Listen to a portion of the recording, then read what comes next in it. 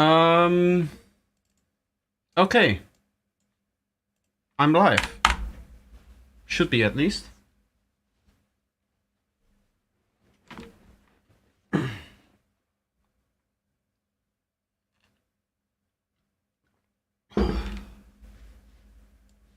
Let's see.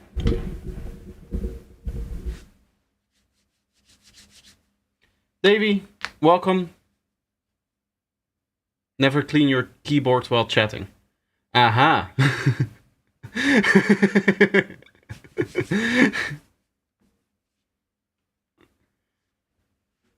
I thought you were discussing various delivery services, that kind of stuff. Anyway, welcome everybody. Welcome to the stream. Today is a little bit of a strange day. It's been a little bit of a strange week for me. I don't feel quite so well, mainly mentally. The main thing is this. This is the last year of my channel in terms of analytics. You can see that there is this kind of constant theme going on of that there being growth here, and then it just kind of falls down. There being growth and it falls down, and there being growth and it falls down again. And this week the fall, as you can see, was really hard, and I felt like, okay, this means that my channel cannot grow any more than it does now. So that hit me a little bit this week as it was kind of happening, because this stuff, it happens really slow, right? If you're kind of falling in views and stuff like that. I went from averaging 5,000 views to getting 2.5k views. So it within the week, actually. So that pretty much half my channel within a week, and it feels really bad having that happen. And it's not like I changed up my content or did something different, like stop posting the shorts that keep bringing me views, that kind of stuff. That keeps happening. It's just that, I guess it's just very fragile. And that's something that kind of hit me today. Not today, this week actually. That being said, I am excited to listen to some of your guys' tracks. Let's see, we did not have any submissions yet for the feedback on stream. Oh, we did. Yes, we have one of them. Unknown Lifeforms here by Subdivision. It's everything with YouTube. It's not just the views. It's not that I sit here caring about views 24/7, right? Because if I did that, I wouldn't start a Psytrance production channel. I would do something different. There's the other thing of the constant stuff happening with YouTube copyright, right? The whole mess. Like every day almost, it feels like I get an email saying, oh, part of your channel has been claimed, and I have to worry about, you know, does the channel get taken down at some point?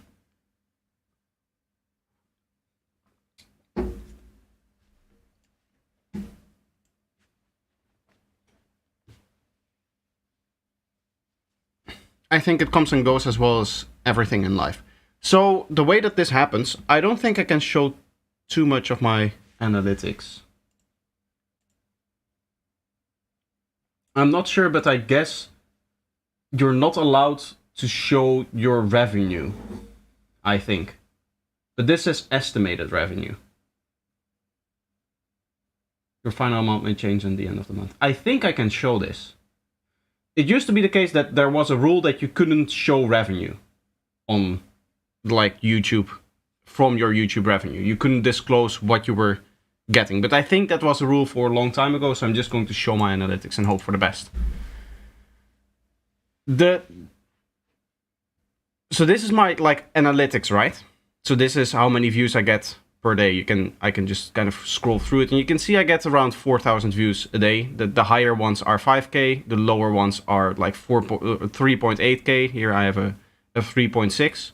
So I was getting like 4,000, maybe even 5,000 average viewers a week for a while. Here I have like almost 7,000. And then it went down to 2.6k. 2.5k it was before, now it's updated to 2.6k. So it feels like I've just fallen off a cliff. But the reason for that is all of these shorts. You can see all of my views come from shorts. Even if I go in here, where you get more details, you can see it's mainly shorts that is driving like the views of my channel. And you can see some of them are getting mass views, in that this one is one that I just posted, so this is getting 22 views per hour, which is decent. But if I go in here, this is probably below average. If I look at this, yeah, you can see that this is going below average for like the first 3 hours, right? It should be between 130 and 180, and it is at 82. And this has been happening for a while now with my channel, in that I grow, I get this moment of growth, right? So for this last year here, I get this moment of growth. New people subscribe, new people are joining in. You can even see in the subscribers that there's this massive boost of the amount of subscribers that you have. And then here I get less views than average every time. It just goes below the average. So it feels like YouTube gives you this opportunity to grow, and it feels like I'm failing the test. Do you know what I mean? In that my content is just not good enough for YouTube to say like, okay, yeah, this is really worth pushing out to a bigger audience. So it feels like it's restricting my stuff again. That's why I feel like I see like this negative going back down to where I was before the growth happened. Same is kind of happening here. If you measure from like this part to this part, it's the same, right? But in between there has been this massive amount of growth, and then it also falls down again at the same speed here as well. We go up, I grow. YouTube says, okay, you're growing, but your content really isn't that great. Let's push it down again. That's what it feels like.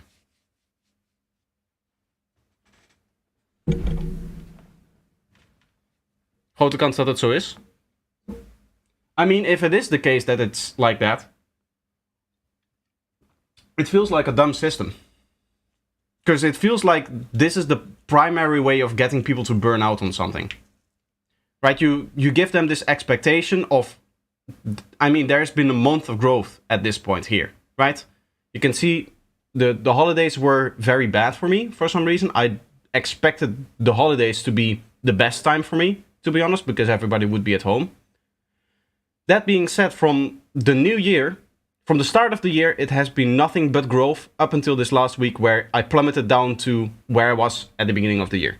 So all of the growth I had in January and the start of February has not mattered. Has not done anything to actually long-term grow my channel.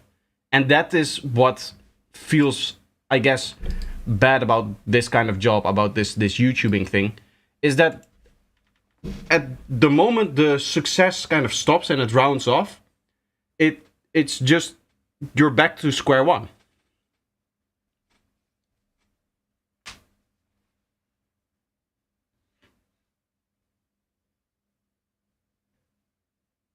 Is het niet de eerste auditors de engagement krijgt die YouTube algoritme wil? Yeah. So YouTube sends it out to a bunch of people, right? To test whether the video is good or not.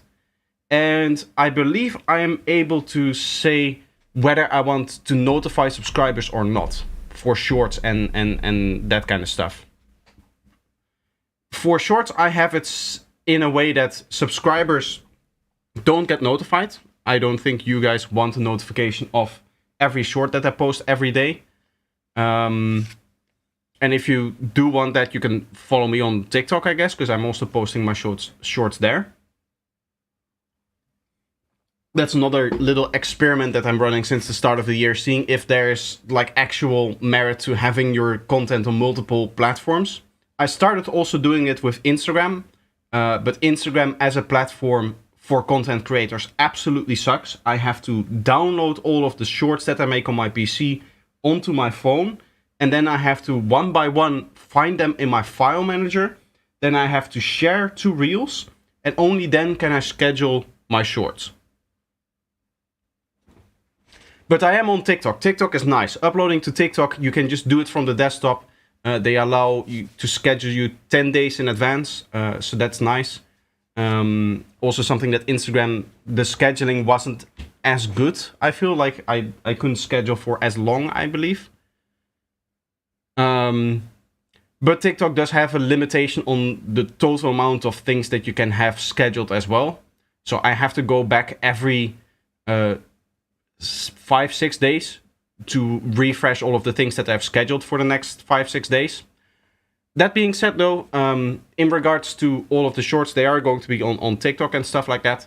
I was hoping that it would push more people to my YouTube, because I'm editing the TikTok version and also the Instagram version. I was doing that to include like my handle for my YouTube account, right? So that people could search me. And I have links to my channel now in both my Instagram and my TikTok. Neither of which have done anything for getting people to subscribe to my YouTube. Can you also stream to TikTok live when you do the feedback streams? I could, I believe, stream also to multiple channels. TikTok algorithm is so much better. It should be better for growth and finding the content for the people that actually enjoy it. Although YouTube is also very good at that. I guess they're both good enough at that. The problem I'm having with the TikTok algorithm is that it doesn't allow me to get the following that I want, which is the following on YouTube. I was hoping that there would be more conversions between people that saw me on TikTok and started following me on YouTube. But that's just not the case. I'm just not putting enough numbers for that to be viable.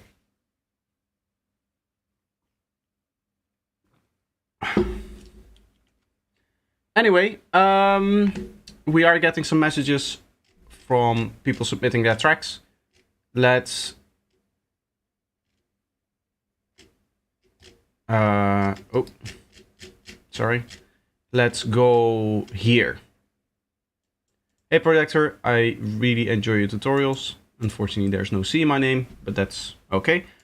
Here's my first track that has been mastered. Would love to hear some feedback. It's Subdivision's Unknown Lifeforms. Unknown Lifeforms lit master. So this is going to be a very lit track, guys.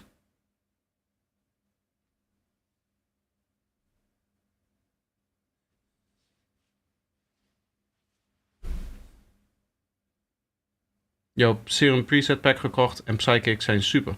You're welcome. Glad you enjoy them. I'm sorry if I'm responding in English to Dutch comments, but I'm trying to be inclusive, I guess. Anyway, Unknown Lifeforms by Subdivision.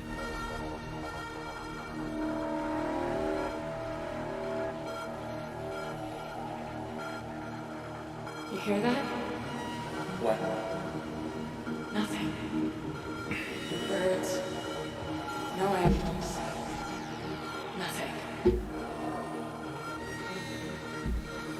What happened here? You have a lot of atmospheric stuff that is fully mono, like the screechings that are happening here are completely in the center. Whereas stuff like the acid line and stuff like that is more stereo. It feels like a bit of a strange way of doing things. I would see those atmospheres as being more of the stereo kind of detailed background sounds, and the acid sound to be more in the center. Kick and bass needs to be cleaned. As you can see, we have the kick transient being affected as well as all of the bass transients here.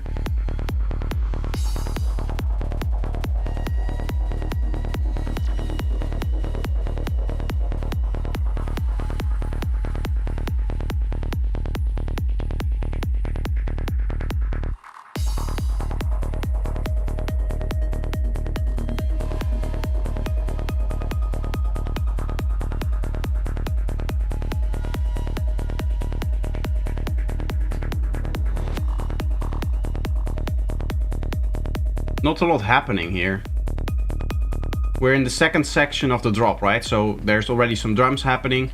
I would expect there to be like an actual sequence. The only thing that is here is like this one harmonic, which doesn't really do anything.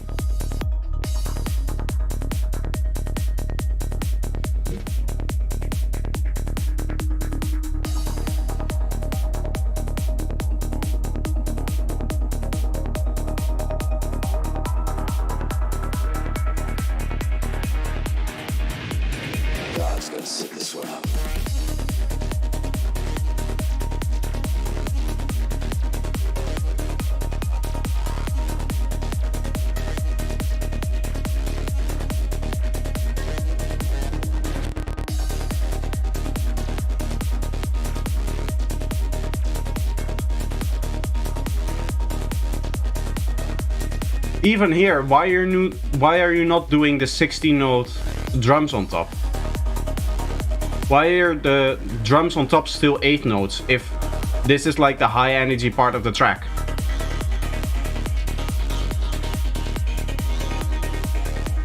Is that an absolute must, cleaning the kick and the bass? It's like... Okay, I'll explain that after we're listening here.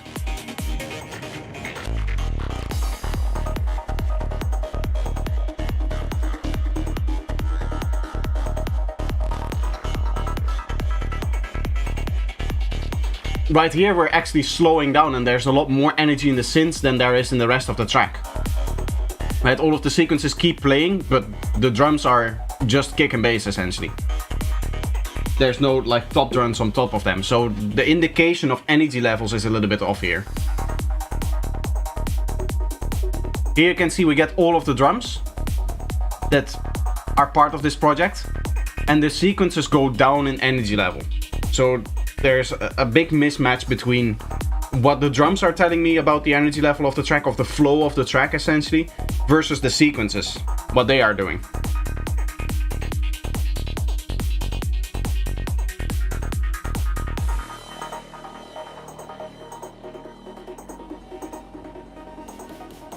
Again, some very mono detail sounds that those screeches sounds, they should probably be more stereo. But I think they are fully mono.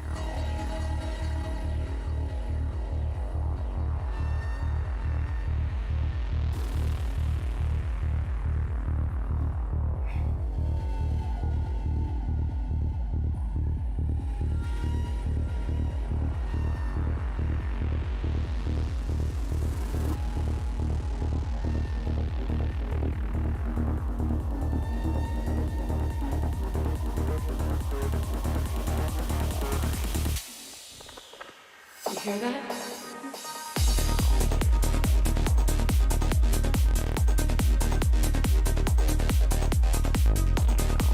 When it comes to cleanliness, Enroll, what do you mean with clean is I look at the waveform and I look at the transient of the kick, which you can see here, here, and those two are there. So there's a kick transient, there's a kick transient, and the bass transients, which sit right here and right here. Right, you know, with the grid, we can see right here we have a transient. And right here we have another one. We can see that like big click happening right here. What it means to be clean is that right before the bass line, or right before that kick transient, nothing happens. There's a little bit of silence. And then we just have the kick. So what that means is that the kick has its own pocket of space to sit in. The first bass note, this bass note over here, has its own pocket to sit in. And the second bass note has its own pocket to sit in.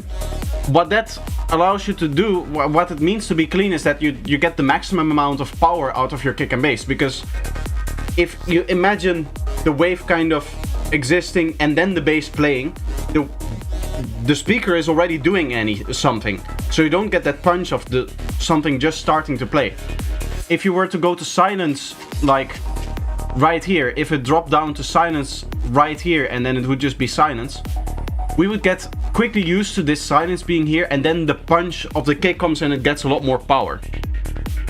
Is that the beer you're drinking? Unfortunately, yes. I don't often drink like alcohol. I think it has been like a week or two since I last drank.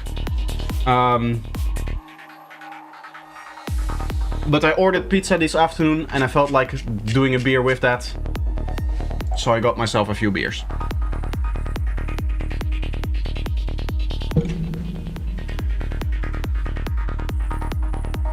Also, kick could be 2 dB louder in comparison to the bass. You have your bass line being louder than your kick. I'm not a fan of that. Props on the phase alignment though. The phase alignment is well done.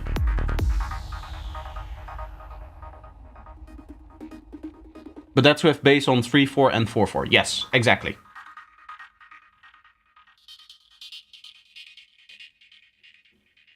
Zen Lion, welcome.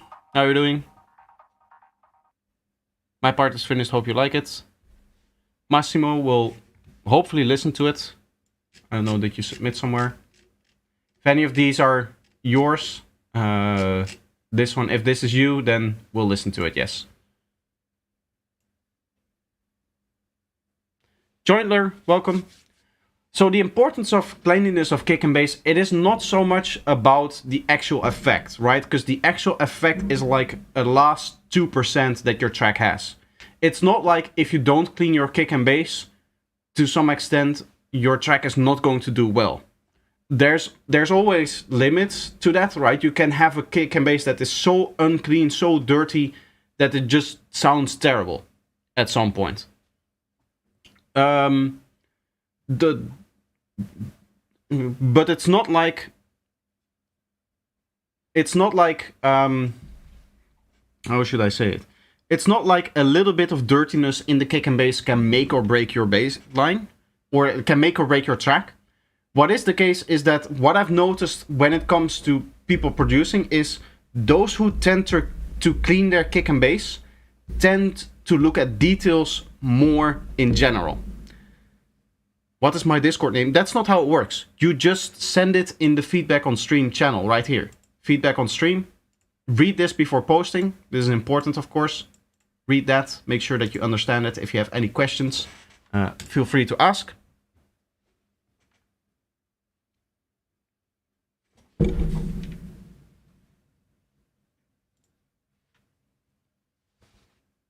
Can use the limiter to catch the peak of transient.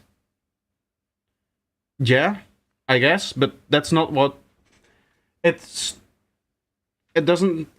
I don't know if what. I'm sorry. I'm trying to figure out how that relates to the rest of the conversation that we had about cleanliness. The cleanliness really is about the perceived punch that your kick and bass has. In that, if something loud is playing and then something loud plays again, that second loud thing isn't really going to have impact. If you have something loud playing, you go to silence for a little bit and then you have something loud playing again, you just get a little bit more impact to the kick and the bass. So you get like free punch out of it. You don't have to do anything. You don't have to change the processing on the kick and bass. You don't have to change the way that you synthesize the kick and bass. But just by doing it, just by making sure that you have those little moments of silence, just like a fade out right before the kick and bass plays, you actually get a nice sounding kick and bass. And you get this extra bit of like punch for free. Sorry, I hit the mic there. Let me just to give you an example of this effect, right? Let me give you a kick and bass here. We'll do A sharp.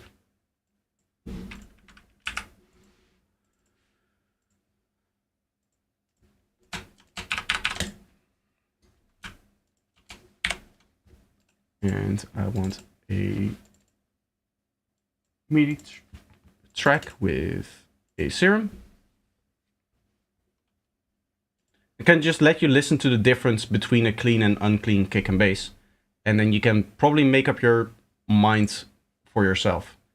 This patch here that I have here does processing without needing to be cleaned. I talked about that as well in several YouTube tutorials. Duplicate that over. We're going to get this to A sharp. We're going to lower this one. That's the wrong octave.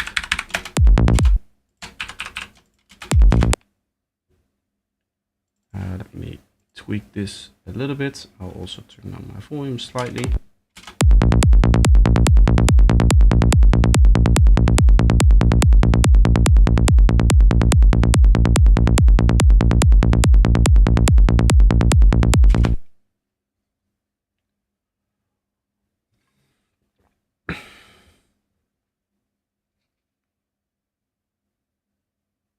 Because he also had peak transients, I thought you meant it also contributes to less clean kick and bass. Well, I think the peaking transients are a result of an unclean kick and bass, not a cause of it. That's what I think I can show you here. Is if I take, let's just do it like this. Let's just get a group going and then we'll just put the size scope through that group for now, so that I can just show the waveform here. If I just go to the kick, right? The kick starts right here and it stops before the halfway point right now. So this offbeat bassline part is not going to be affected. The bassline that sits in here is not going to be affected. You can see the bassline that I've going here. I want to pause it.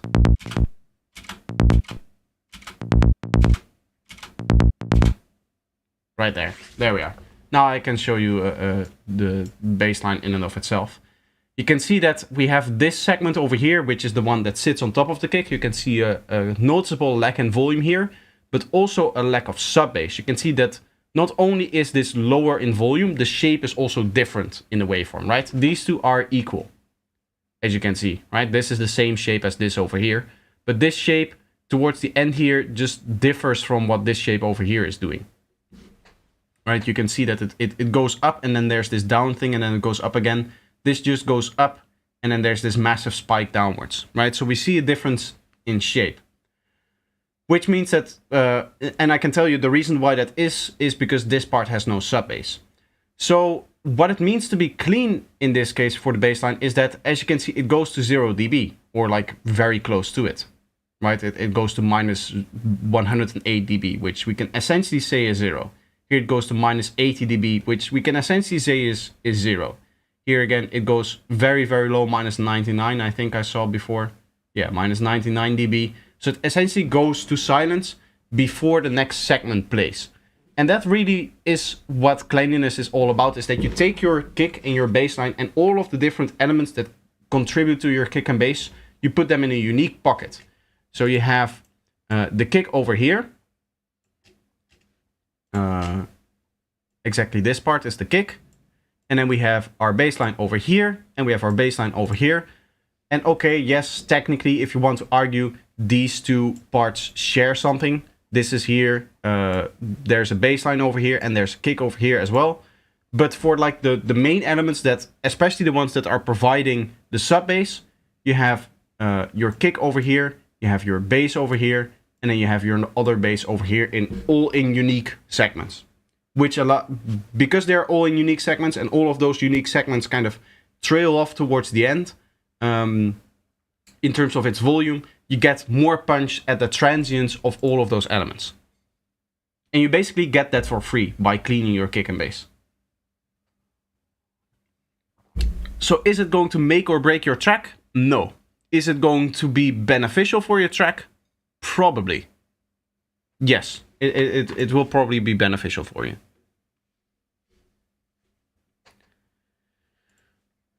Okay. Now we have some more people in here. Nice. Next up, we have Dema Track 1 EP for Ruda Mantra Records. Nice. Let me just pop up the analyzers real quick.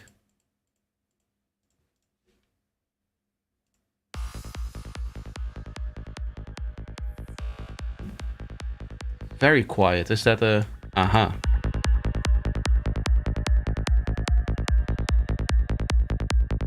Here you can see, in my opinion, you're almost overdoing it with the silence between elements. This is a valid option, making your kick and bass in a way that there's just like an actual space in between the kick and bass, but this is not needed. You could get another oscillation in here before you go to silence, so that you go silent here as opposed to where you're going silent now, right? So you can have more, I guess, bass frequencies coming from the kick and bass. The same is true with the kick. I see that there's a little bit of a bass note here. The kick doesn't seem to be too affected by the start of the bass. So what I would suggest is that you try to make your kick fit in the first half of the beat and then make these bass notes so that they have this length over here.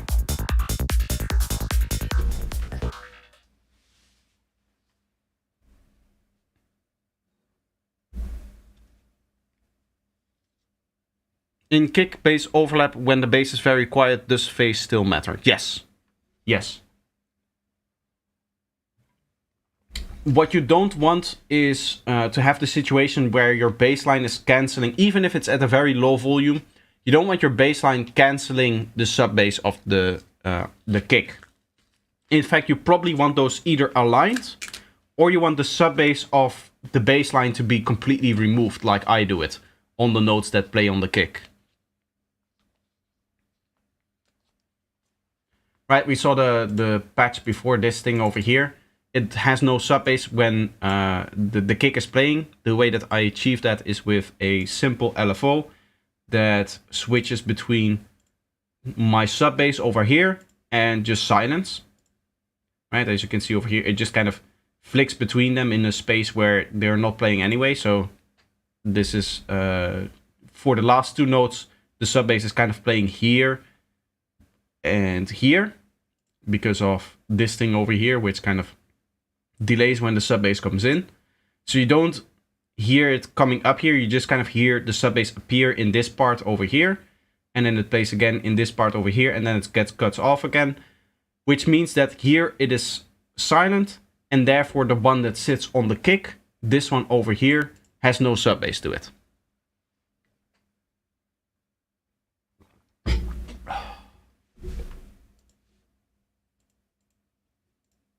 That last one was a little bit short. It was 1 minute long, as you could see. He has another one, but first we have Rainy over here. I think he is also a patron, so I should have given him priority. Yeah, I'm sorry, AC Dime or Rainy, whatever you want to be called. But this is his first submission of the year. Very proud of it. Let's see. I get a pop-up ad. Sorry, I just need to see where I can control it here.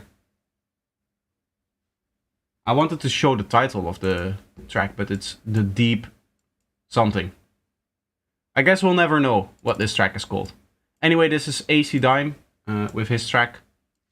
Let's listen. Hi MS, how are you doing? Welcome, welcome. Long time no see, actually. Is the deep state close to some sort of military takeover with all these protocols? Could have a little bit more space for the vocals here.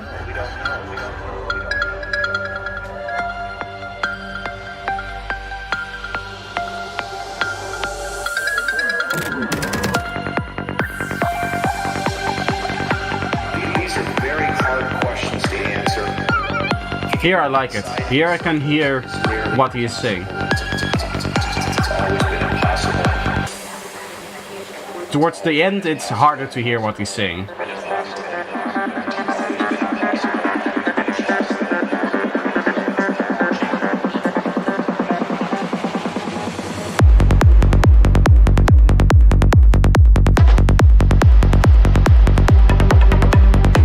I think my stereo analyzer is doing some strange stuff. This is not what you would normally get from in terms of stereo width.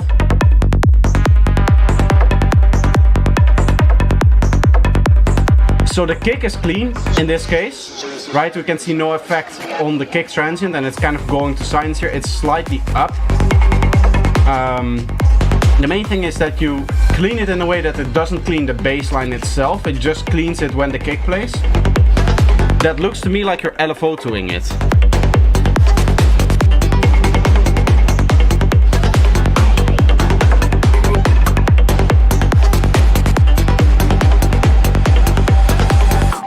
Today is not really a great day for me. I'm not feeling that good. I talked about it in the beginning of the stream. But there's not much that I can do to actually change that.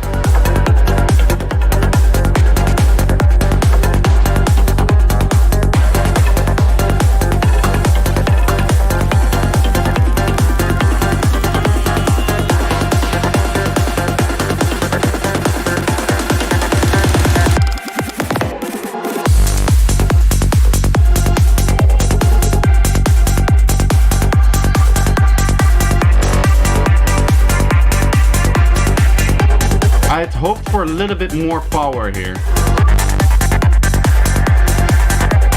The synths that are playing in this part don't really feel like they have the highest amount of energy.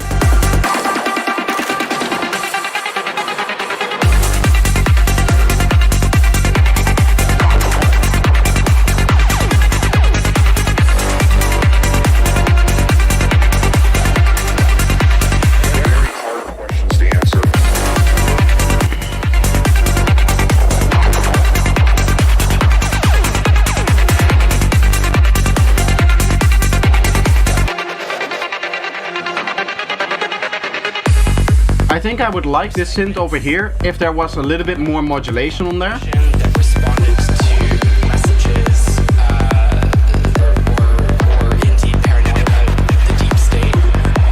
The deep state. The deep state. The deep state. The deep state.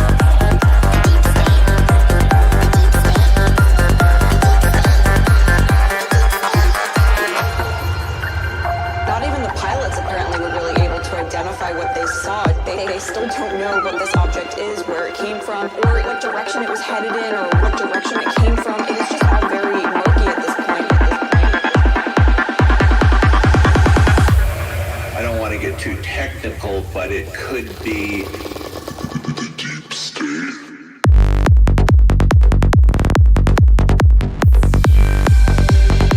I like this. The little stereo layer that you have going on here, I like it.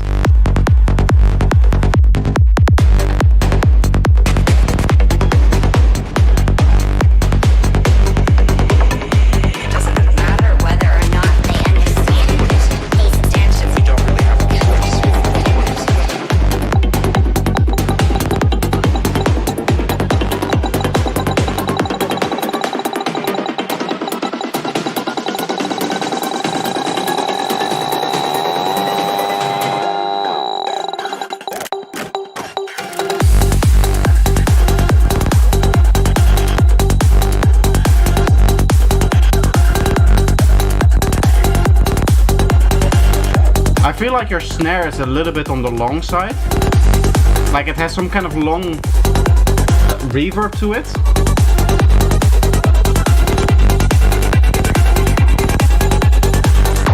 Also again, this should be the highest energy part of the track, and I feel like the synths aren't really giving me that full high energy.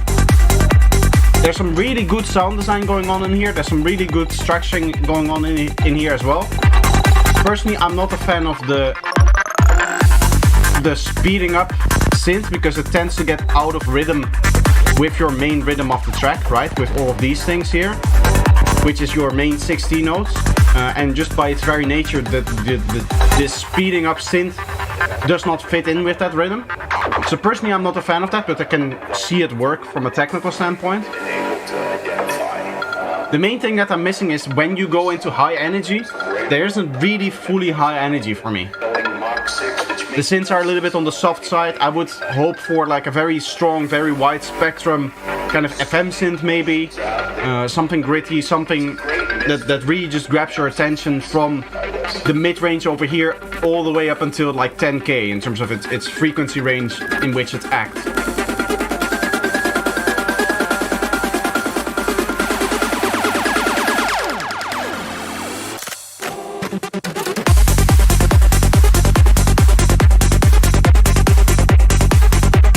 Something like this synth in the very start. Now it feels, again, it's like a little bit filtered out. There seems to be a slight filter happening here, but right now, again, it feels good.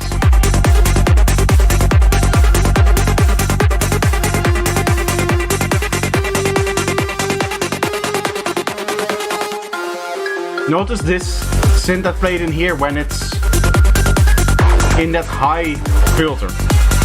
Then it's high energy.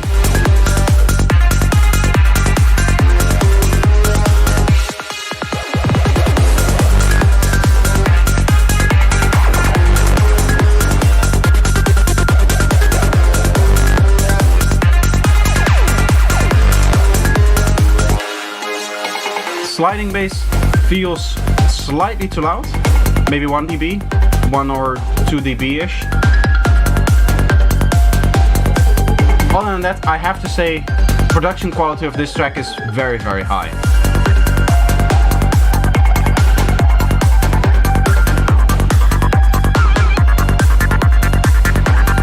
Some really good ideas in here. I really like your use of vocals.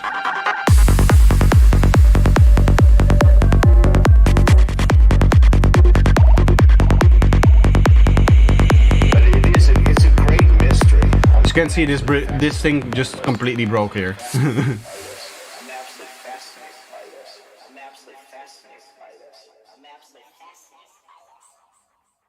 To quickly reset that. Great track. really well done. I really liked it. I hope that the feedback is helpful. Let me quickly reset this over here.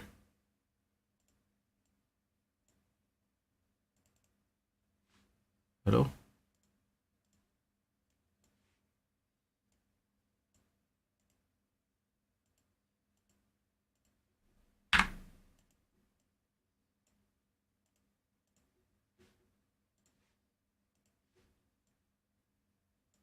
If this, and our second. Aha. I messed something up. Give me 2 seconds. I'll just start from the start here. I messed something up there. Sometimes I have to restart the vector scope because it seems to crash and it gives those weird displays where the display kind of becomes wider than it should be. I don't know why that happens. It just happens that way. But reopening should have fixed that. Next up, let's see. We have had this one over here, so now we're up to magnetizer with... Wait. Either the...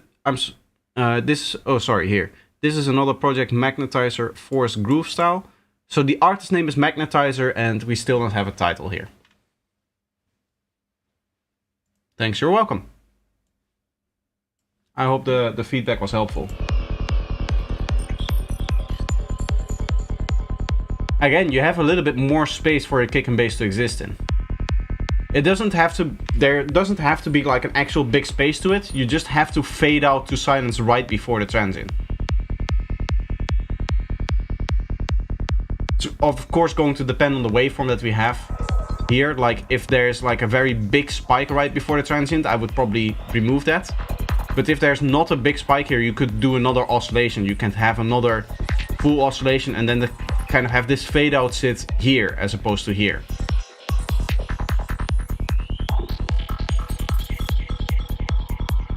And yet, unless you really like this staccato kind of feeling, but I personally do like the feeling of the bass line just kind of continuing, especially coming out of the kick into the bass notes.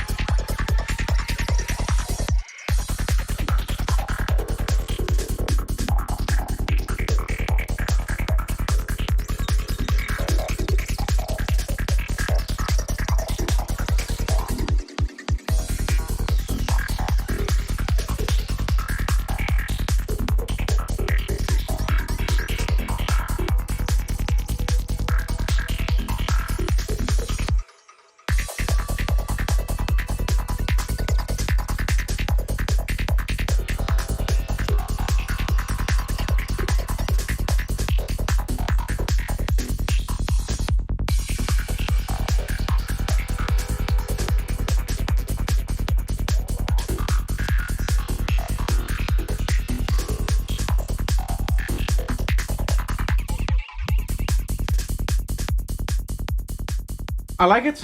I like what you're doing. As I said, there's not really an issue. It's like a stylistic choice. It's not like what you're doing is necessarily wrong. It's more like you don't have to do it that way, right? So if you choose not to do it that way, and make it a little bit longer, but still have that cleanliness of the individual compartments of your kick and your two most important bass notes, then it should be fine. I feel like maybe you're just taking a few too many precautions. As I said before, it's not only about this, right? It's at the end of the day, it's the last 2%. The only thing that I've noticed is those who spend the time looking at this kind of detail, this kind of cleanliness issue, they'll also take that same amount of time with all of the other details in their production. And because of that, they'll usually end up with a better production in general. My screen is very dirty.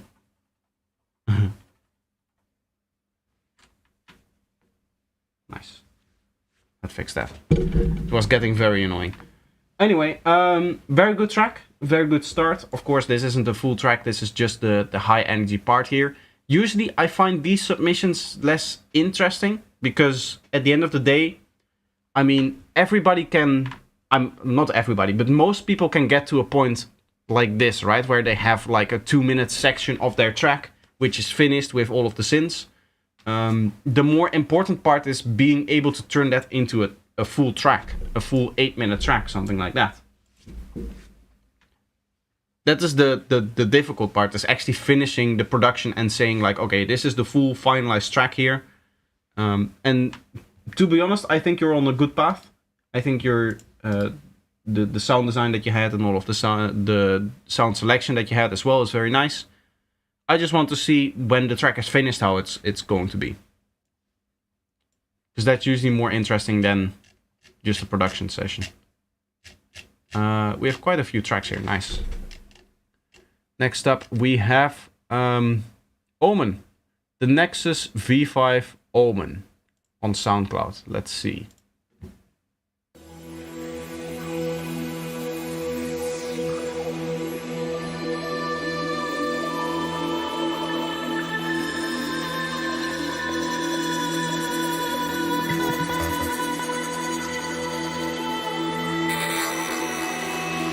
If you have a vocal pad like this going, I would just have it on a static note. Because now it feels a little bit busy in terms of what the intro is all doing.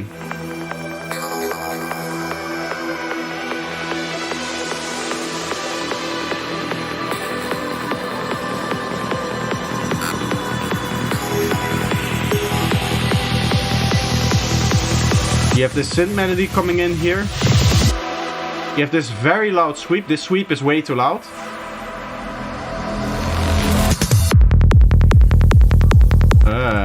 I don't like the tonality of that kick and bass. Very sub-heavy.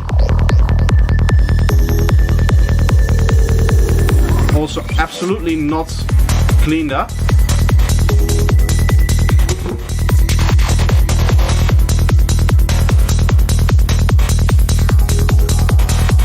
So we definitely need to clean it. My main issue here is that it as you can see right here, there's this big dip in 500 Hertz, and I know that this is a frequency that I personally tell you guys to cut, right? To remove from the kick and bass, usually 500 Hertz-ish. In this case it's more 400 or 300 Hertz. But this feels like too much. It feels like there's too much focus on the sub bass and not enough focus on the mid-range here.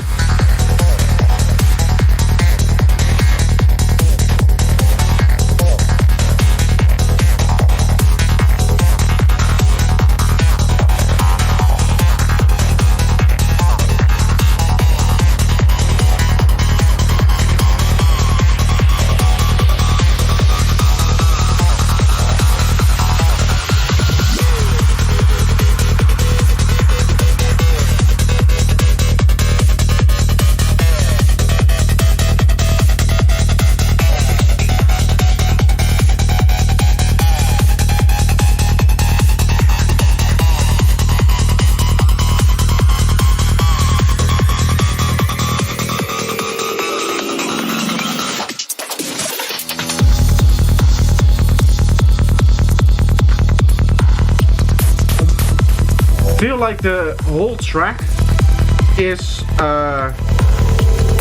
getting squashed a little bit too much.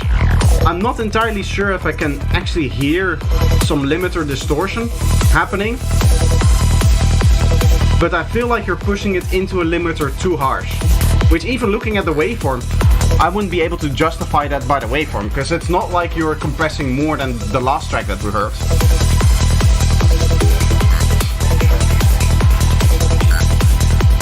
Good energy though, yes. The flow in this one is very well done.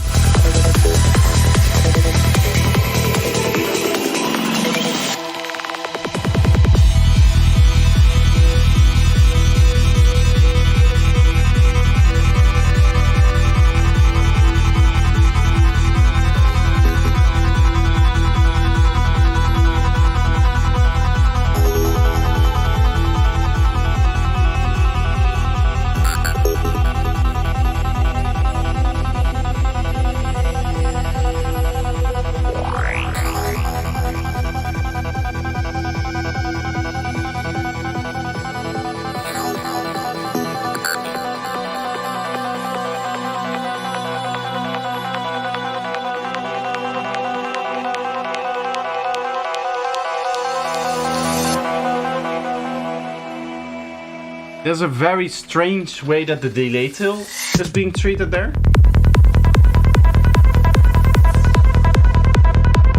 So what happened to the delay there is that you had this delay which kind of takes over the original art, right? It becomes this fully wet delay, which is fine.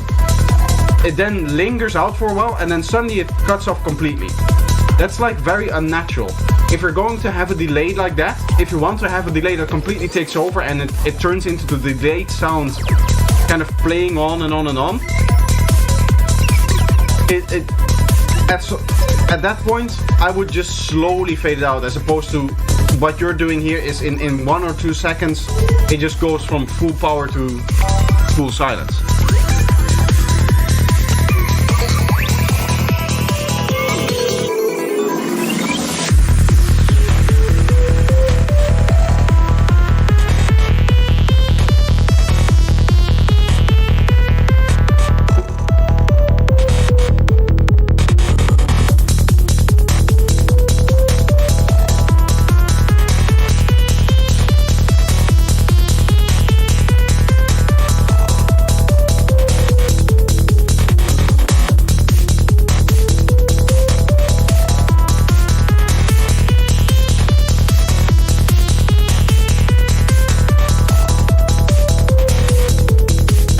Like the synth that you're playing here is not high energy enough for this segment. This should be the part where the strong FM synths should be playing and not the slow 8-note harp.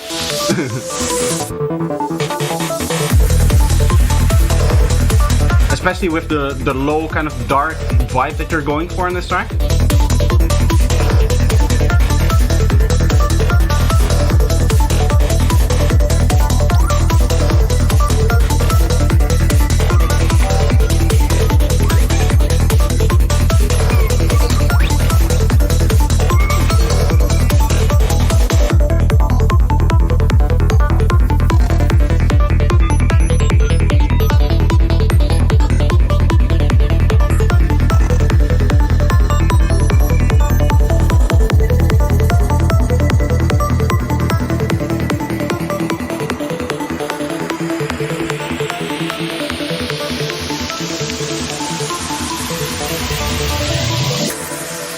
Again, a very strong riser there.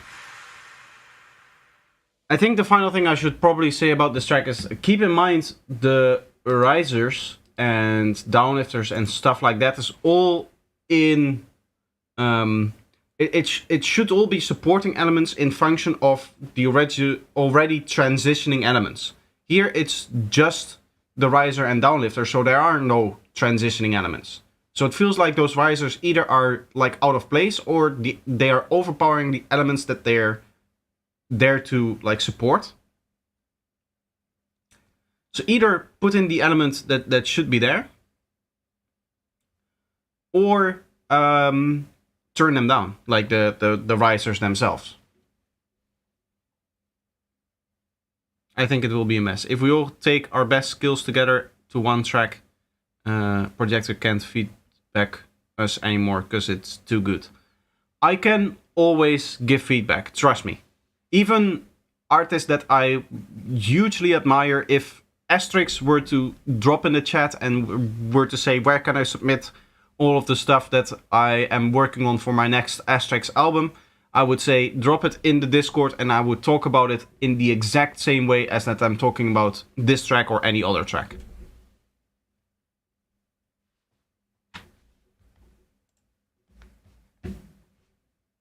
Because at the end of the day, that's what I'm here to do, right? And there's always things that you can find or things that you might not like stylistically, which aren't like technically wrong, but there's still a style thing that you may want to point out. I have always something to say about some music. Next up, I wanted to show this. We have Psy 2 High with Combo Galaxy 200 BPM. So everybody, sit tight. It's going to be a fast track. Psy 2 High versus Acid Combo Galaxy. Very strong start out of the gate. I don't know if I were to start an intro like this.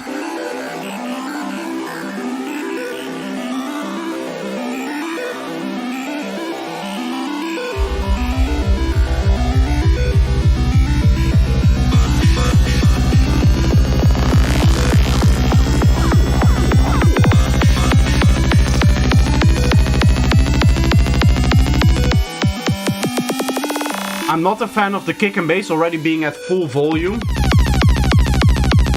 Before they actually play in a drop, I would lower them by like 5 dB. That makes it easier to mix as well, because then you can mix the whole intro around those 5 dBs lower, and you get more impact from the kick and bass when they actually play in a drop.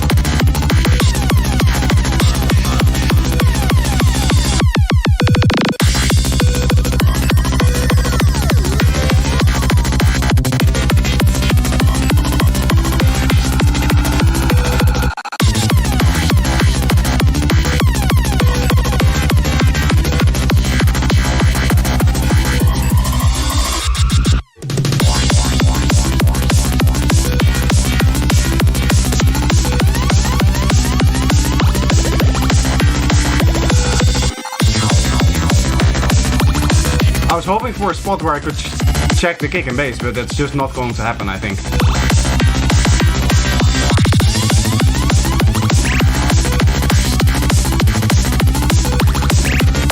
Thanks for sticking around, Davey. Also, Amir, welcome to the stream. Finally some high tech, yes.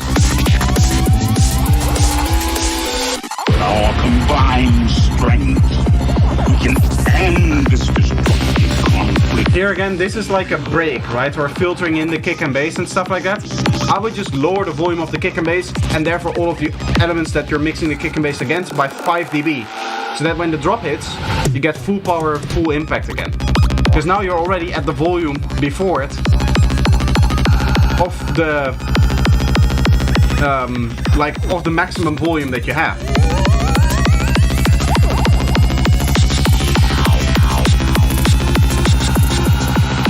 Binds the galaxy together.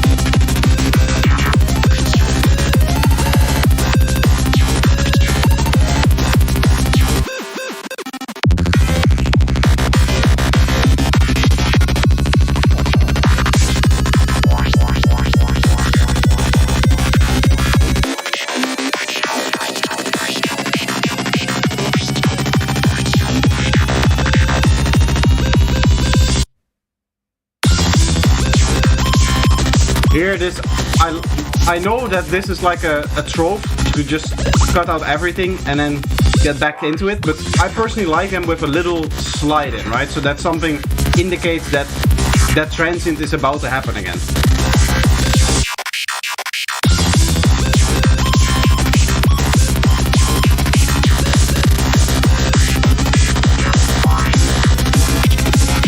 It's sometimes with the complexity of high-tech, normally when the drop is playing and everything happening at 200 BPM and stuff like that.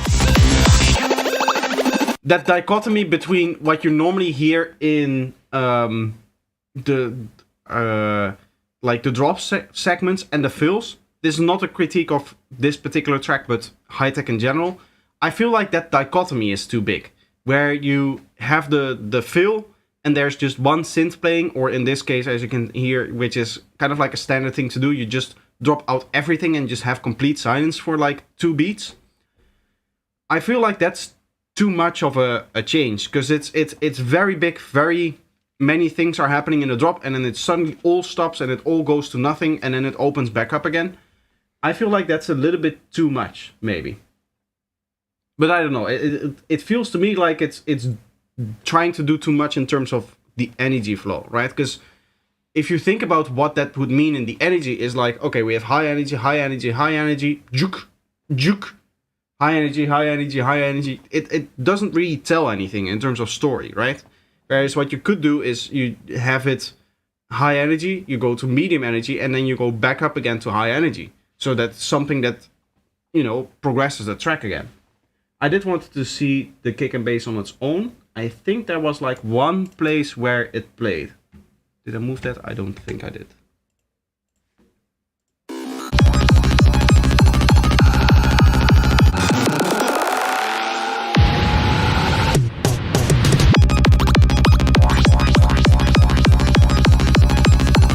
I don't think it's this part here, maybe later.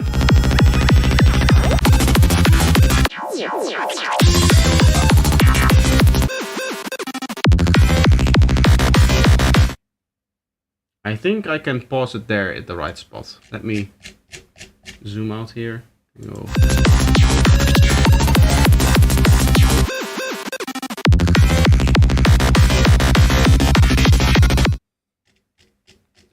Okay, so this is your kick and bass.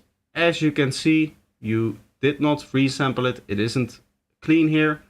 We can see that just because we would, if it was clean, we would expect the transient here to stay at 0 dB, stay at 0 dB, stay at 0 dB. Now, what is happening is that all of them kind of seem to work in the same way. So I assume what is happening here is that you did resample this. Wait, you can zoom in just by dragging around. I didn't know that. Anyway, we're back here. So what happened here is that you probably did resample and clean it up and did the whole process of making sure that the kick and bass is clean, and then added another 1 or 2 filters to the track. Not too much that it immediately shows up as the kick and bass being unclean, although I would suggest that you fix your phase alignment, whatever is happening over here.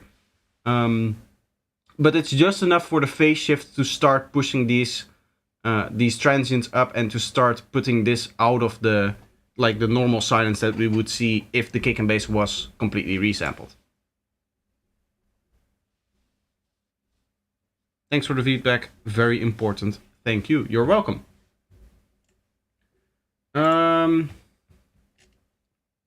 Next up,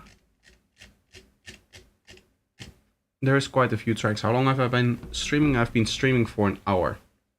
Now my beer is empty. I have another one in the fridge and I do need to go pee. So I think it's a good time for me to put on some music. Sometimes...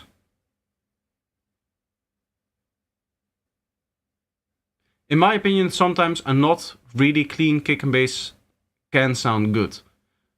Yes, but I will guarantee you that the clean version of that kick and bass will sound better.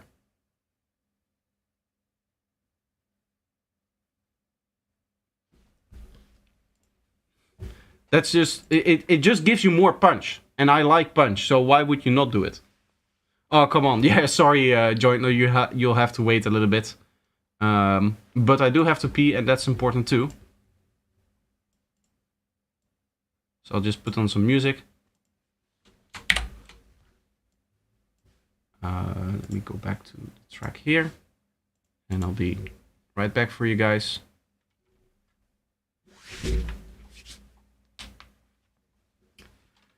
I'll take a quick break, and as I said, I'll be back in about 10 minutes. And then we'll continue with the Jointler track, who is rightfully disappointed that he has to wait another 10 minutes for his feedback. Hello? Ah.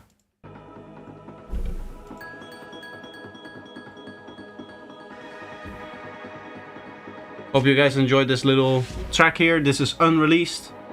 I don't think it's a premiere. I've played this before, but I hope you enjoy it either way. I'll see you in a bit.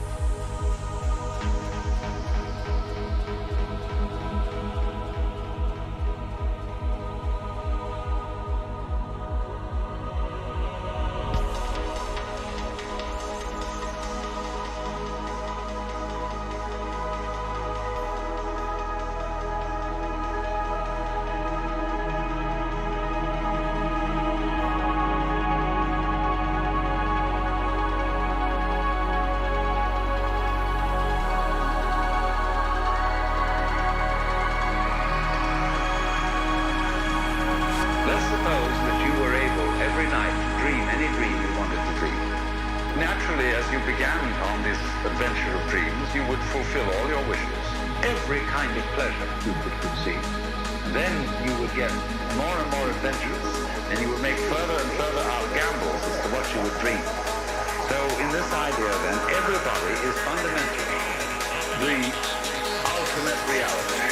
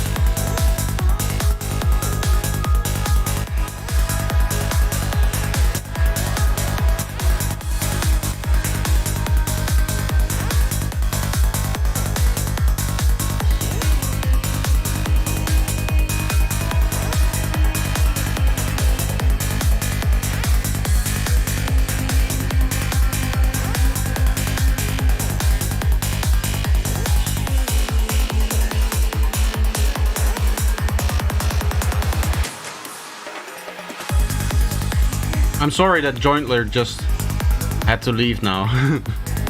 Because we're getting to his track now. After this one. Which, for those though just joining, is a track that is unreleased by me. Subscribe to Eclipse Sound, my label, to hear this track when it's out.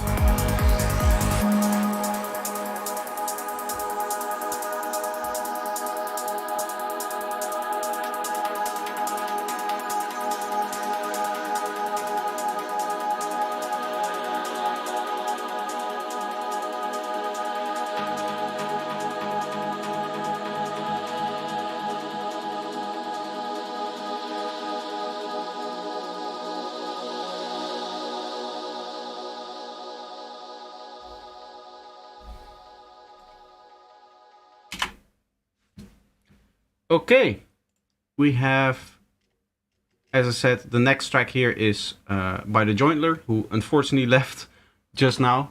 There's going to be more elements to come, but for now it's just this. Let's have a listen to Can't Think of a Name Zero. I like your naming scheme.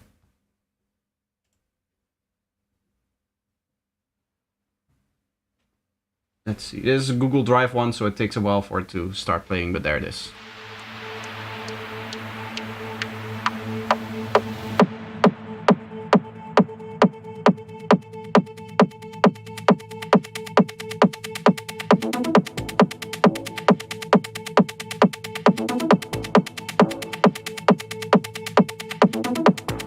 I was gonna say, for a Sidetrans track, this feels very saturated, but I think, yeah, this is techno.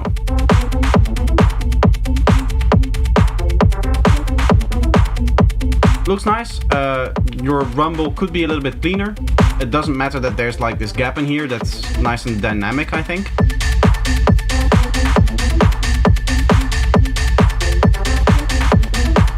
The synths that you have playing sound very much to the back. I would put them up front a little bit more.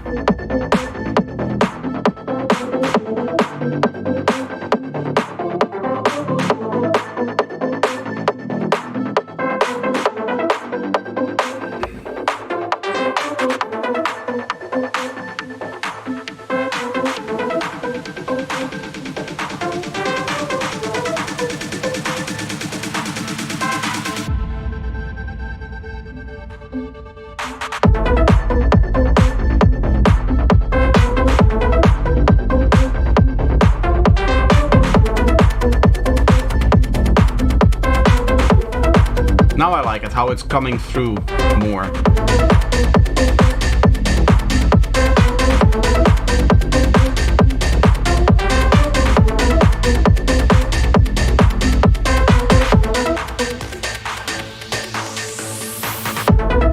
You have a few elements that are so wide that they would on their own cancel. That's something to check out and see if you can put them back in terms of the width right above this like halfway point. That's usually the maximum that you want to go for in terms of stereo width for one individual element. I think the kicks lacks a bit of highs. I could see that. I could see this kick needing a few more high frequencies. That being said, it's like more stylistic thing, right? Like you could add a few more high frequencies, like a nice click, nice strong like tick sound to the kick. It doesn't have to be that for techno, in my opinion, because techno is really bottom heavy. Whereas, fun fact for psytrance, normally speaking, the sub bass is not the loudest part of the frequency spectrum for most tracks. If you actually look at the frequency spectrum, the first harmonic tends to be higher in volume than the fundamental, or the first overtone, I should say, because the first harmonic is the fundamental, so the second harmonic is usually a little bit louder than the first harmonic. That being said, for techno, that's really not the case, because there isn't a second harmonic to the bass line. It's just like the rumble. And overall, because of that, techno seems to be darker in terms of the mix on the kick and bass. That gives you a particularly large amount of space for the drums, which is nice usually. But this track doesn't seem to have a hat on top of the kick, so it's not really needed. So in that regard, I do think, yeah, you could have a few more high frequencies in the kick itself, or you could compensate with that by having also a stronger high end on the kick transient when the drums come in. Because that's kind of the balancing that you would have, in my opinion. I clicked out of Discord. Sorry, it is loading. Here we are.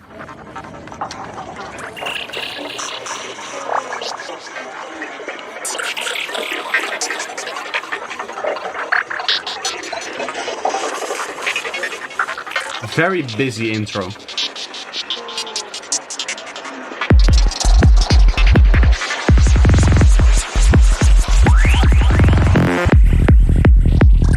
Here again, you can take the kick and bass before the drop down a little bit so you get more impact when the kick and bass actually plays. And again, you should probably clean this.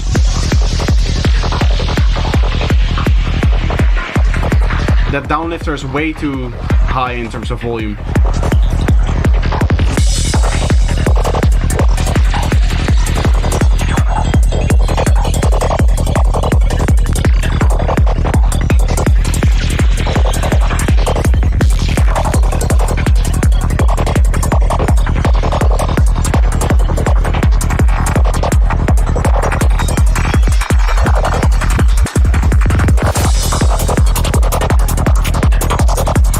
Again, the kick rolls and stuff like that, you should probably clean the kicks if you're doing it like that. with the kick rolls and stuff like that. You just add fades towards the end of it, and then your transients become more clear. Overall, I would say this track up until now has been a little bit too busy for my liking in terms of all of the elements. There's no clear definition to the elements. And here, this downlifter is just way too loud. Again.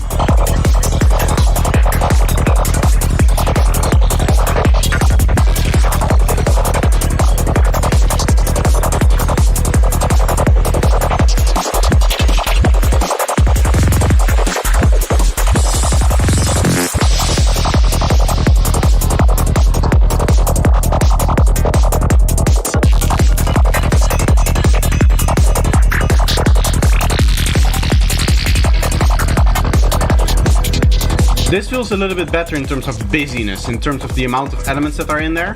Although I wouldn't put this big atmosphere that you've going now in here.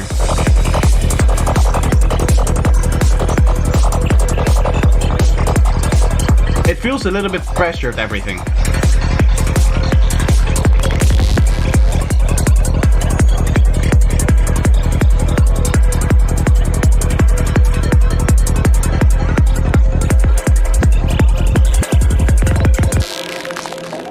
Here again, you can hear the lack of transient in one of these kicks because of the rolls. Some very wide stuff happening here. You can see way too wide in terms of the stereo width. You want this thing to be over here in this breakdown.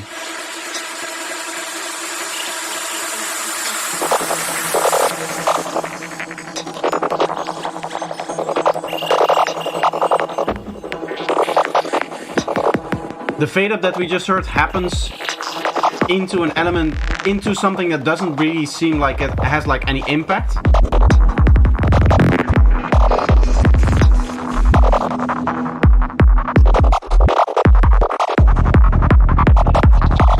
Here is, well, the kick and bass, it doesn't get any impact when the kick and bass actually starts to play as like the drop, because right before it, the kick and bass also plays at that same volume.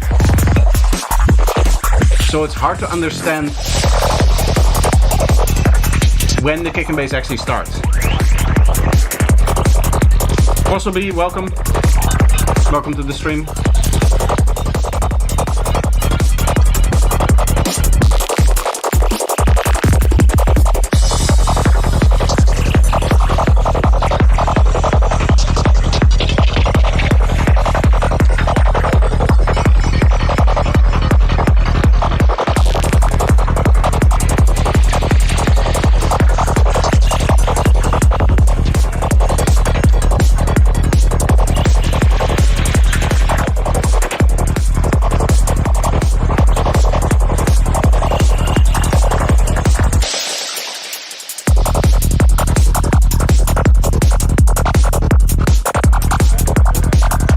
You can hear how much cleaner the track sounds in this segment as opposed to the last segment, because in the last segment it felt like there were more elements, and here even now you can hear the elements kind of coming back and the track becoming too busy.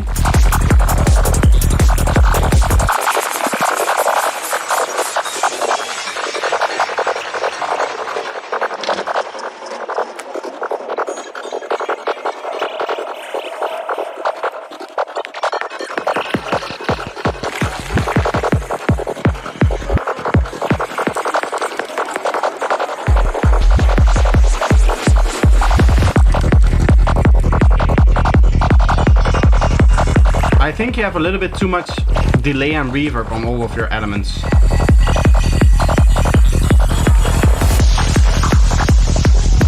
That together with the squashing that you're doing into the limiter for the final master being a little bit too much, I think.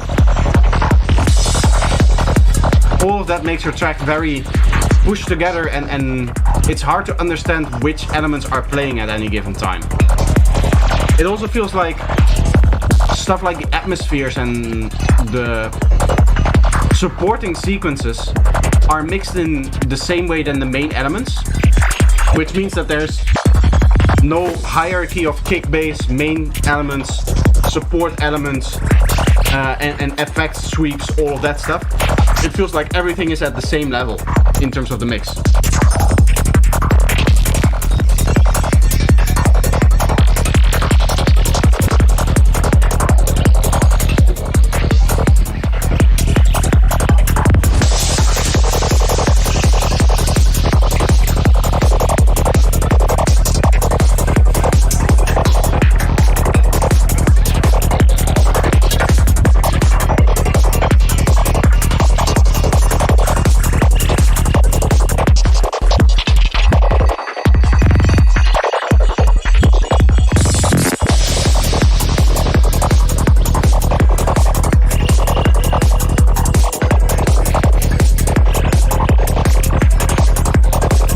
So here you have the atmosphere going on, you have that chord step every bar, and you have your FM synths. What I would do in a segment like this is just turn off the FM, the main FM synth, so that the chord and the atmosphere comes through more.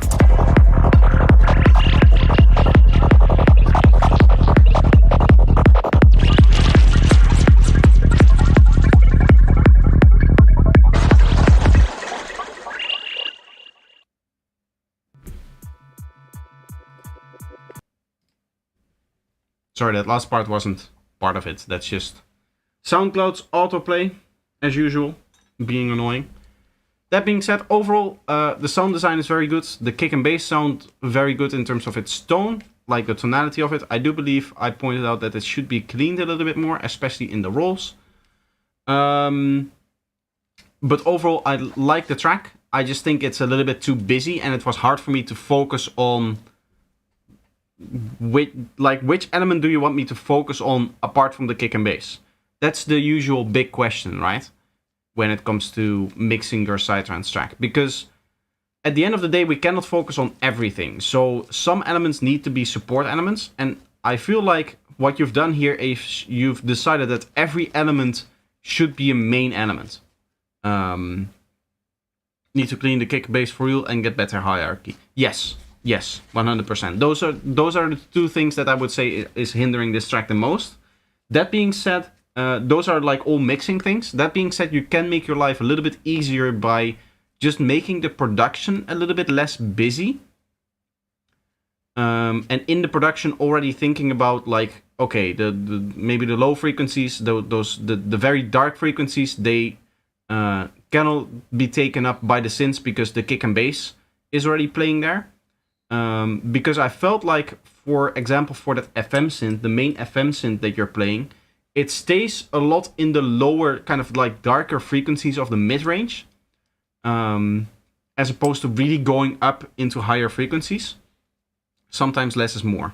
Yes, that's essentially that is the thing that we're talking about here, is that if you fill up your track too much, it becomes hard to balance everything against each other. And there's both the balance of just pure mixing, right? Like, okay, I have all of these elements. Let's see what I can do with it to make them fit together as good as I can. But you can already think about it in the production in the sense that you know your kick and bass is going to take the low frequencies, your sub bass, and your lower mid-range.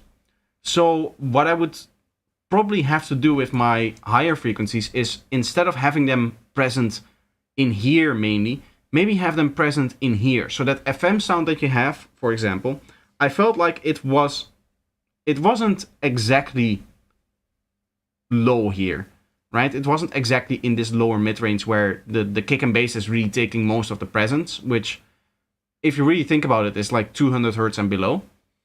It wasn't really there, but it didn't feel like it ever came here. You know what I mean? And sometimes you hear those FM synths, you really hear the modulation or the automation kind of going up and down and up and down. And I think the reason for that is so that the average feels like it is over here. And what that gives you is that it feels more balanced. It feels more like the element sits over here, as that is just kind of like an average, as opposed to it sitting over here and kind of conflicting with the kick and bass a lot. So I feel like there's both some production things that you could change here, and just the way that you're adding elements and which elements should be placed where, and how many elements should be placing at the same time, as well as just the mixing thing of making sure that there's this hierarchy, this balance between the elements of, okay, there's the kick and bass, there's the drums that are doing their own thing, and then in terms of all of the synth sequences and all of the rest of the stuff, the fact that you lack a little bit of that, okay, this is the element that I want you to listen to, and these are all of the elements that are supporting that one element.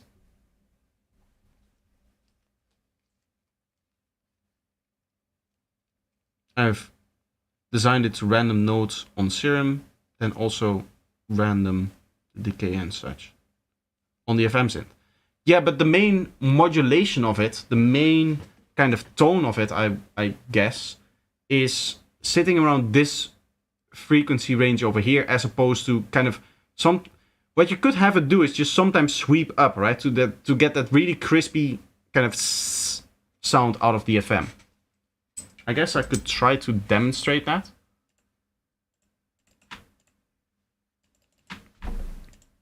Let's see.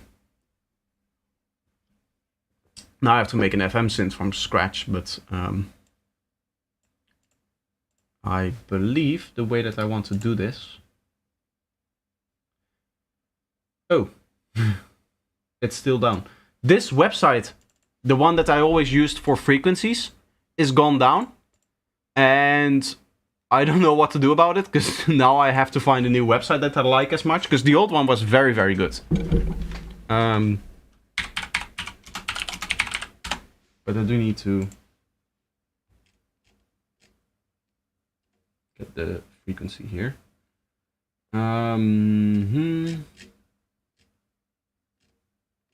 What do I want? I want like a G sharp, for example. So just get this frequency over here. And now we can create like this FM setup.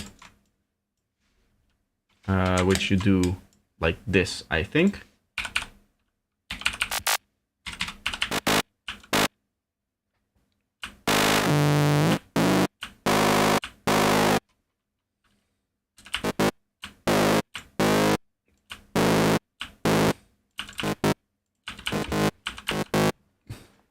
Say that this is your FM synth,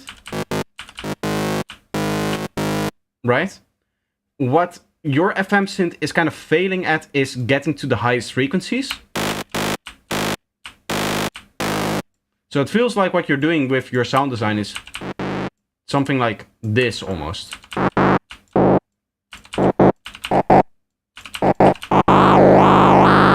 Something like that. Whereas what I would like to hear from your FM synth is it just going up. Like that, really into the higher frequencies every once in a while, which your FM synth is not really doing. I know the texture is different and probably the sound design behind it is different as well. Although this is like a standard kind of way of doing FM. I guess the one that you have sounds a little bit more like the starting point would be a sine wave here. So can I go back to where it was, like so, and like so.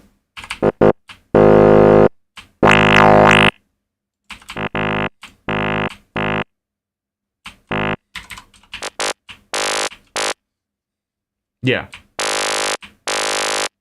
I feel like this was kind of the tonality that you have, and you can see in the waveform, even here, it just kind of drops off, right? So we have this kind of static thing here, and then it just drops off, which means that the average frequency, the average of all of the like harmonics, I guess, that you really hear is kind of in here. Whereas I would like it to be a little bit brighter overall. That's the thing that I'm trying to say with your sound design. I hope that that makes sense. Anyway, next up we have Har Hemes, who we haven't seen for a very long time. By the way, I like that your artworks are matching so closely in terms of the dark style that you guys have going on. Anyway, next up we have Har Hemes with No Name. Interesting.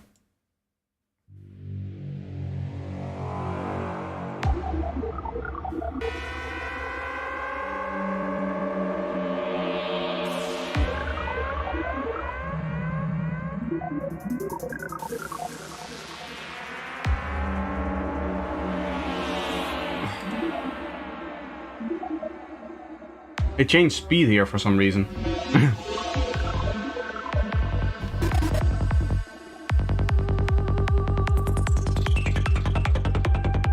Here again, the kick and bass before the drop has the same level as the kick and bass in the drop. And I would personally do like minus 5 is like the maximum. Minus 2 dB to minus 5 dB lower in terms of its volume on any kick and bass stuff that's happening before the drop. So that when the drop comes, you get this extra bit of, ooh, wow, this is louder, this is nicer, this is better. And people start dancing because you get extra impact there.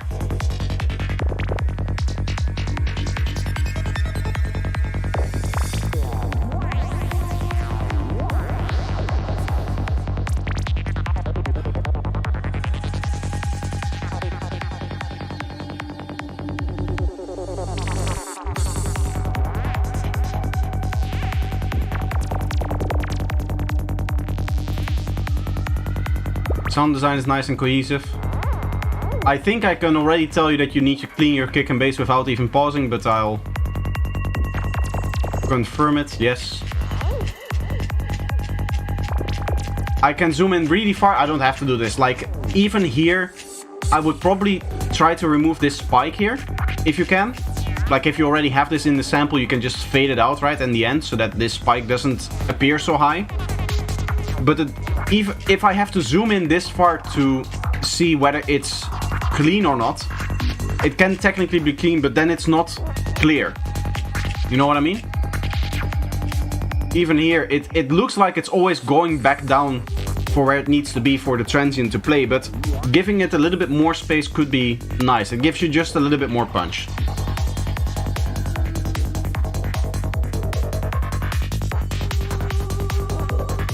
The main reason why people don't do it is because it's an effect that is amplified by the volume at which you play it. So if you're monitoring very quietly, you will never hear it. So for example, I never hear it. I just know to do it because I feel like it's the right thing to do. So that's why I do it. But I don't really hear the issues that arise from it. The problem is, our music tends to be played mainly on festivals where they have big PA systems and big sub-bass reproducing systems, right? If you go to a festival, you'll see that the whole front row below the stage is full of like speakers, which are essentially there to create all of the sub-frequencies that we feel. Those systems, you'll hear the effect more and more and more, because it's an effect that is more noticeable with the higher volume. So you'll hear like, okay, my track is sounding exactly the same as this professional track on my own system. But then I go to this festival and my track gets played and a professional track gets played and there's just this lack of punch in my track. This is why, I think. I mean, this is the only reason that I can explain it by just analyzing a waveform. I will do such things when the track is really finished. Yeah, I mean, that's normal.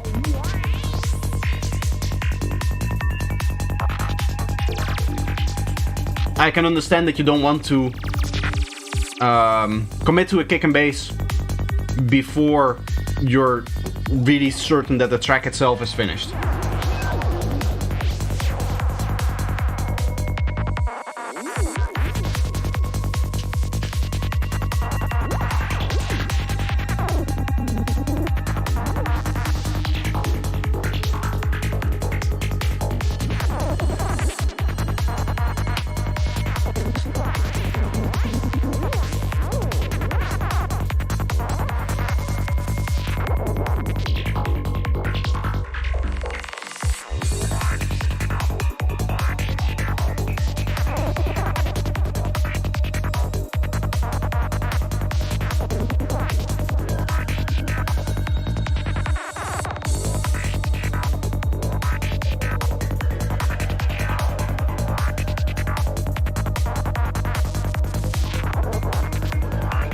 Honestly, the main thing that I would change about this track here. Physiology, so I'm going to avoid specifying psychedelic doses. I was trying to listen to the vocals, but the vocals seem all right. Overall, I think the atmospheres that you have, those sliding atmospheres, these ones that you see in here, that kind of exist throughout the whole track, I think they are a little bit on the loud side.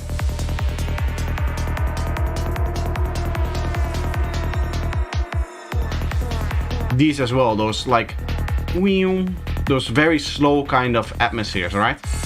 And I would even argue that in high energy parts of the track you want to cut out those atmospheres so that you can have sequences and stuff in there. But it seems like you are playing them throughout the whole track.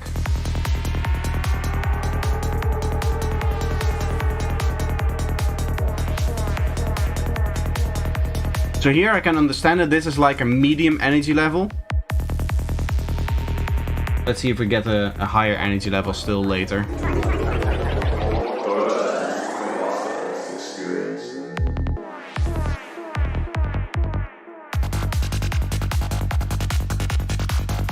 Yeah, this is a place where I wouldn't have any of those atmosphere. So this atmosphere over here is really kind of slowing down the energy feeling.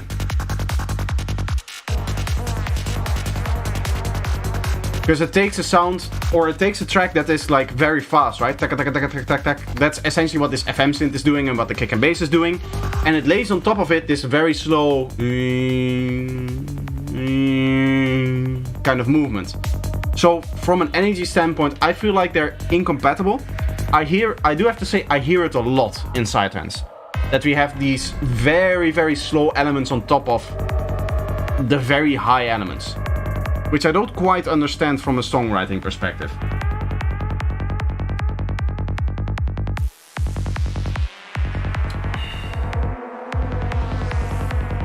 Sure, I'm an absolute Atmos fan. I also like them. It's not like I don't like the sound design.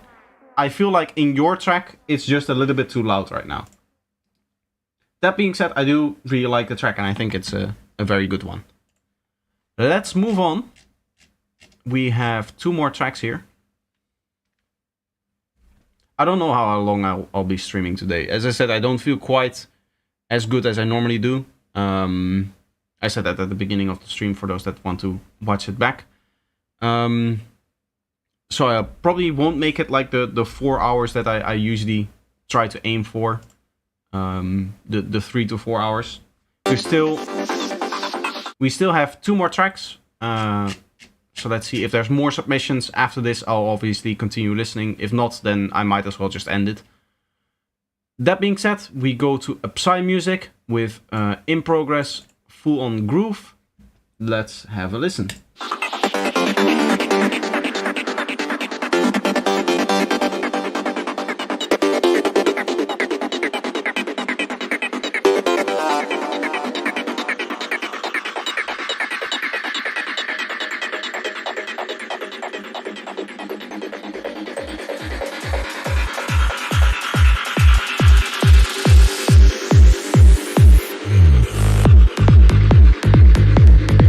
Very distorted kick and bass.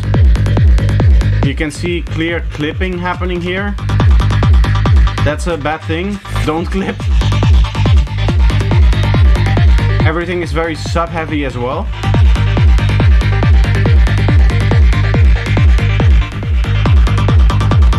This face, yes.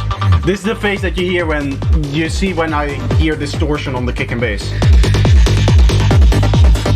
The kick and bass is definitely distorting at this point. Like it's not, it's I wouldn't even say it's saturating, it's just plainly distorting.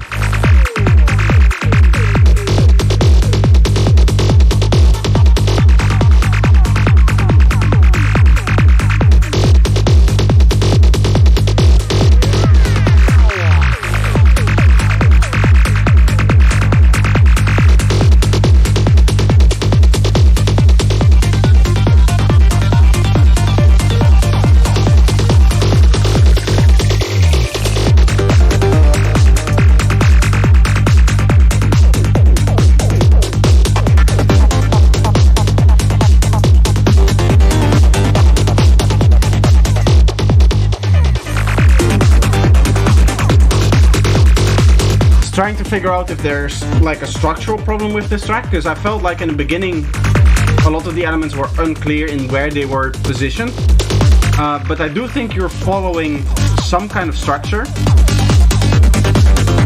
with the elements. I will have to say it's really hard to follow with what that structure is.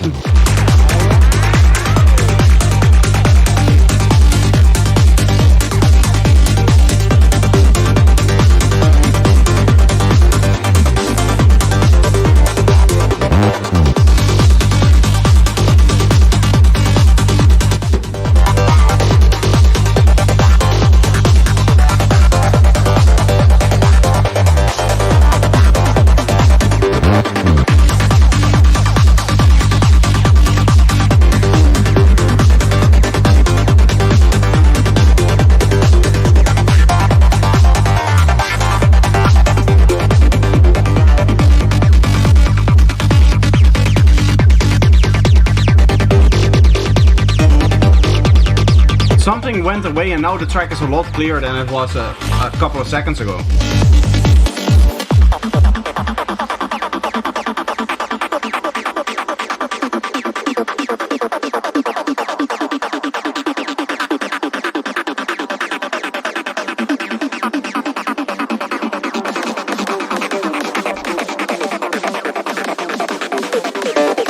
What is this snare? The snare build doesn't fit the rhythm.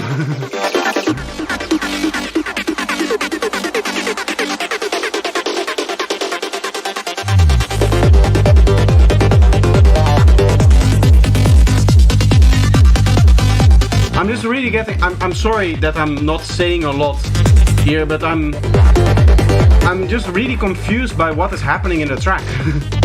And to be honest, that is something that you would want to address in the track. That is a bad thing.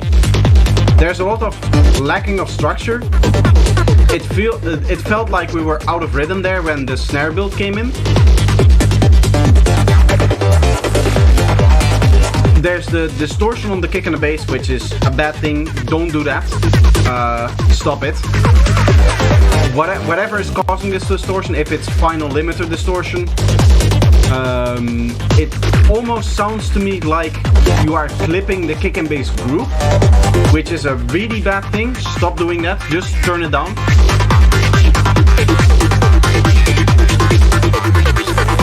And then the final thing that I'm hearing is that there's just this lack of structure in all of the synth elements. I cannot really tell what you want me to listen to, mainly because there's a lot of delay on everything. There's a lot of transgating on everything. Everything is transgated, everything is delayed, everything is delayed in the same way as well. Like here we have this main acid lead, right? You would expect that to punch through the mix, but there's this layer of everything delay, everything reverb even, I don't know. And it's not cutting through that. Also here the synths are technically changing within a structure that makes sense, but you cannot really hear that because there's this massive layer of delay on top of everything.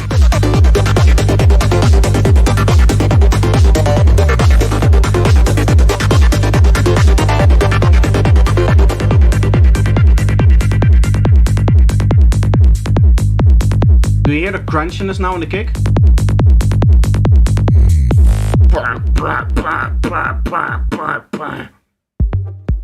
You don't want the kick to sound like that. That sounds like a kick playing on a sound system that is heavily over pressured and turned up way too high in terms of its volume.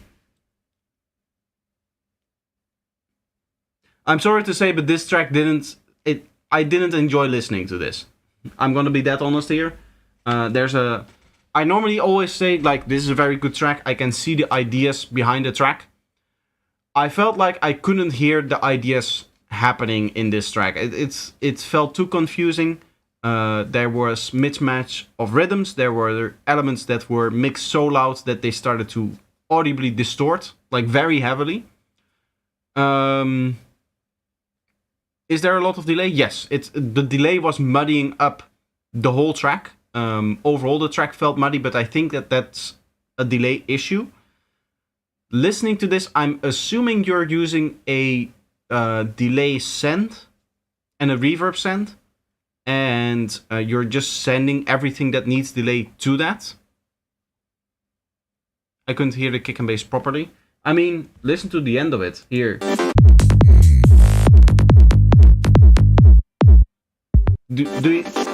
Do you hear that crunchiness in that final kick happening? That sits on top of the kick?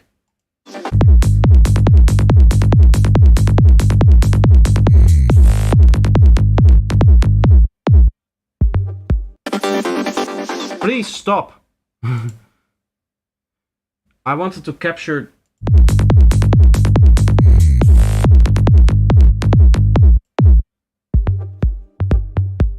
Oh, this autoplay. I hate you. I hate you, autoplay. Stop it. Whoever thought of that needs to be prosecuted. Anyway, you can see the kick here happening, right? And then you can see the distortion. This is all distortion that is happening. This isn't the sine wave of the kick anymore. The sine wave of the kick is going down here, but you can see all of these extra harmonics on top of it, which just don't do anything. They just crunch everything up.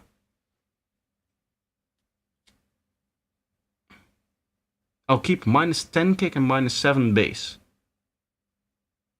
I mean, it's going to wholeheartedly depend on the volumes that you're going into the kick and bass channel with.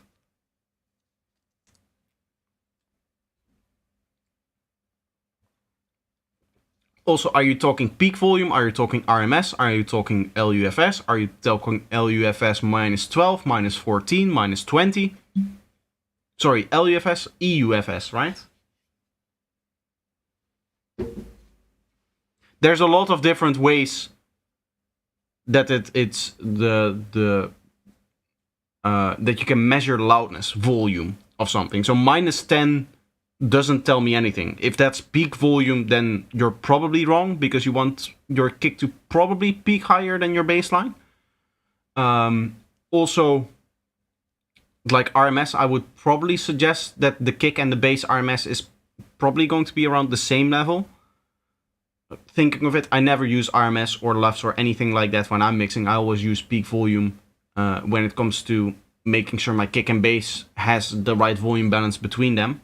But my kick always peaks 2 dB louder than my bassline, roughly, I would say.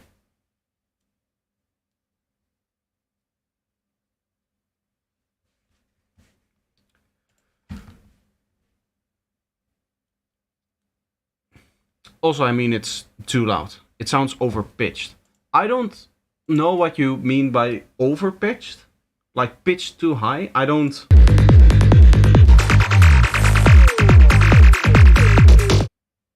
Not necessarily. Like, the kick and bass has that nice dark feeling that you want from it. Especially from a more aggressive track like this. It's just overly distorted on the kick. I mean, there's a lot more issues. I think I run through all of them. I'm not going to rant here to Ape Psy Music and really just roast his track till the end of days. That doesn't help anybody. But there's definitely a lot of issues with this track. Gonna go now. Bye, guys. Have a good Sunday night. Thank you. I do hope it gets better. For those that don't know, today I'm not feeling my best. I'm just trying to get through the stream and then finish off. We have another track here. If nobody else submits music, then I'll finish here for today. What we have is Sly and the Family with a Google Drive link, so I cannot tell you the title yet. First of all, I want to thank you for all of your tutorials. They help me out a lot and give me a motivation to keep on. I'm a beginner in the Psy/Goa trance music production, and I'll send you one of my first projects. I'll treat it as such. As you will see, the track isn't fully finished yet. Intro and outro are missing, okay. But I would love to get some advices from you to improve my music production. Maybe 3 biggest issues you see in the track. I'm sure there are way more issues, but you know, yeah. For beginners, there's probably way more things that I can point out, but I always like to stick to a couple of main issues that somebody can try to address. Can I just play this in Google Drive? Yes. It should start to play. So this is Nature Immersion Project 1 by SLI and the Family.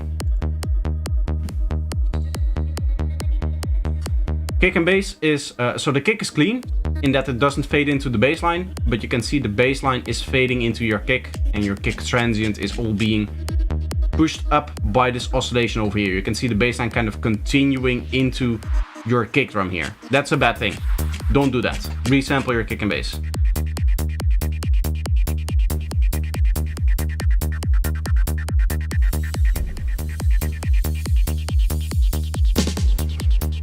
Very loud drum fill there.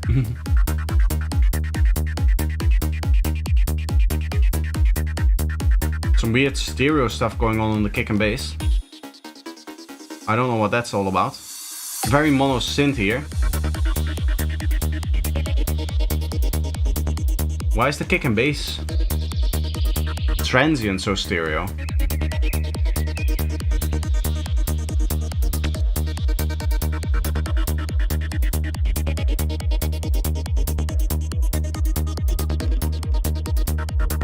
Is it just me, or is the kick coming from completely the stereo field? I feel like all of the elements that you normally want mono are stereo, and all of the elements that you normally want stereo are completely mono. Yeah, I put some chorus on the kick. Remove it. There's no need for the chorus on the kick. Yeah, now it's back in the spot where you want it to be. Don't do that, yes. I love that the chat immediately goes like, no, no, no, no, no. Which, I mean, they're right. You want your kick and bass to be mono. For sure.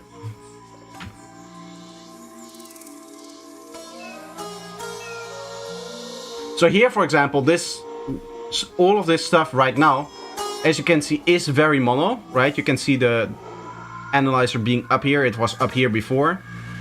And now we get some stereo elements happening. It became a little bit more stereo, but usually in the break you want it to be around here. So it's more stereo there.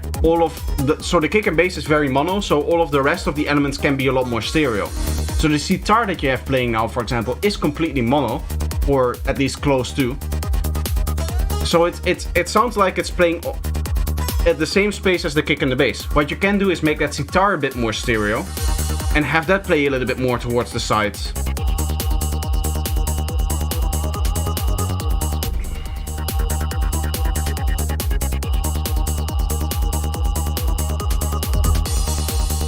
Here you have kicks on top of bass lines. Remove the bass notes that are playing together with the kicks. You don't want any clashing.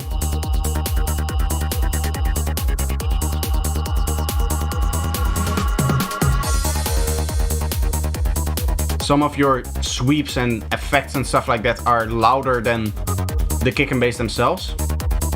Overall, you could turn up the kick and bass in this track by 2-3 dB and it would be it would still be okay, I think. Because it feels like the kick and bass is a little bit on the quiet side. Here again you have a double kick happening. The bass note should stop there.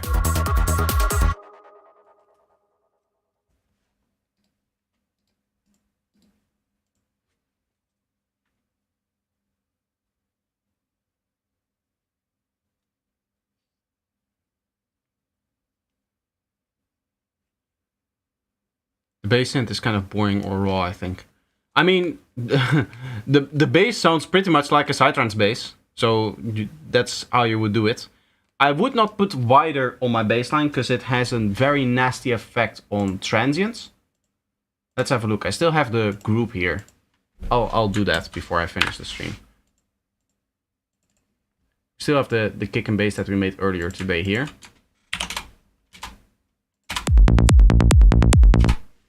Normally, when stereoizing stuff, I always will recommend M stereo spread over anything.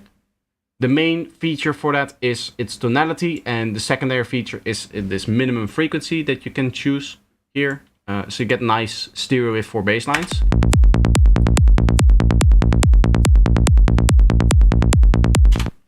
Right? You still maintain a nice kind of texture, in my opinion. When it comes to wider, where do I have that installed? Here, I think, just in the massive list of plugins that I have. Yeah, I should have wider version 2. Yes, perfect. It also has a high pass, but I don't like the texture change that you get to the transient. Do you hear how it makes the transient very stereo, whereas this one doesn't?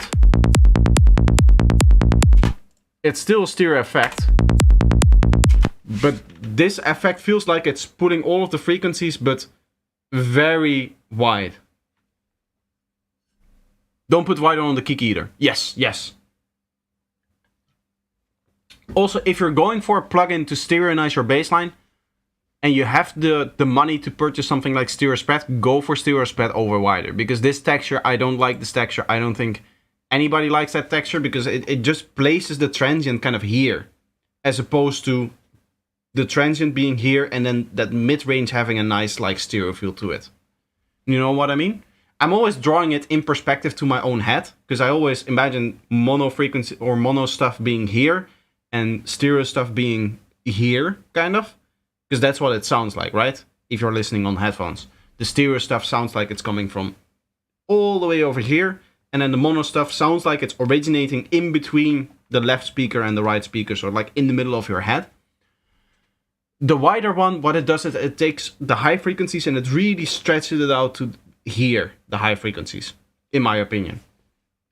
Whereas this one, it sounds nicer. It just sounds more cohesive in terms of the texture. It sounds more in the center, even though I think we can probably get them to have the same amount of total stereo width. So this is M stereo spread. Wider might be a little bit wider now. Yes.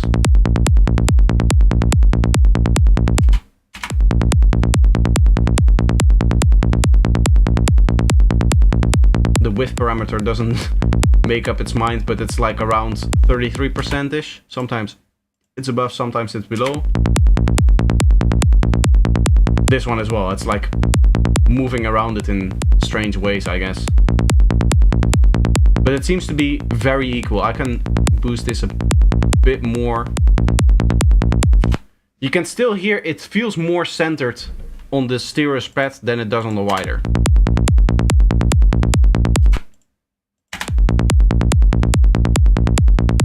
Even though technically right now the M stereo spread is wider.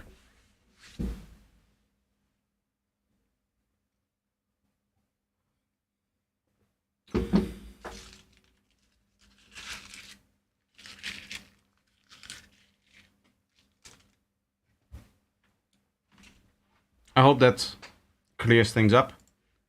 I don't think we have more tracks or something like that. No? There's more people joining here.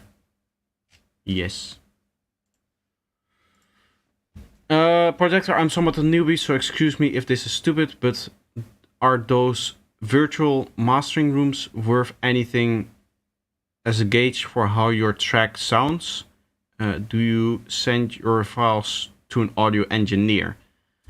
The virtual mastering rooms, I've never experimented with them. So that would tell you that you don't need them to make the music that I make.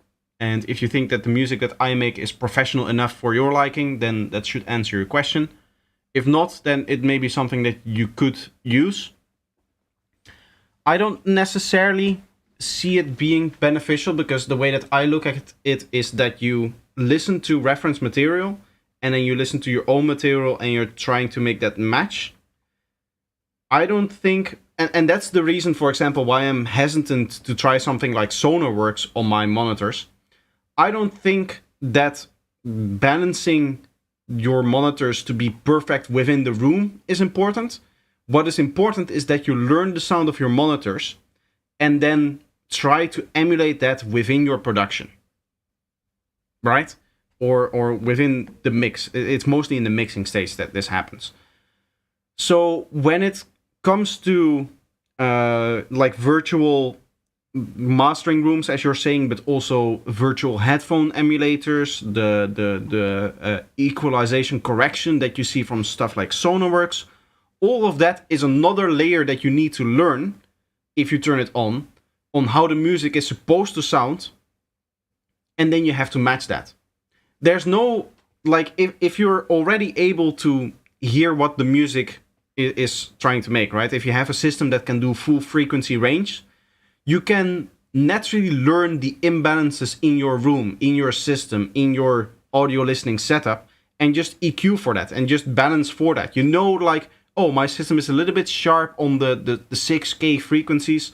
I always hear when I'm listening to music that 6K is standing out a little bit in the reference material that I'm listening to. Therefore, I'm going to EQ my stuff so that I get that same kind of standing out feeling in 6K area, for example. And then you know that your music is going to sound good, because all of the good music is sounding like that. And if your music sounds like the good music, then it's good music, right? Then it's mixed like properly. So I don't think it's a stupid question, by the way, because there are arguments for actually using it, right? You're getting closer to an ideal room at the end of the day. But I personally don't think that it's like a magic thing that helps you. It's, in my opinion, it's another step that you have to overcome when you're learning, in that your system just suddenly sounds differently.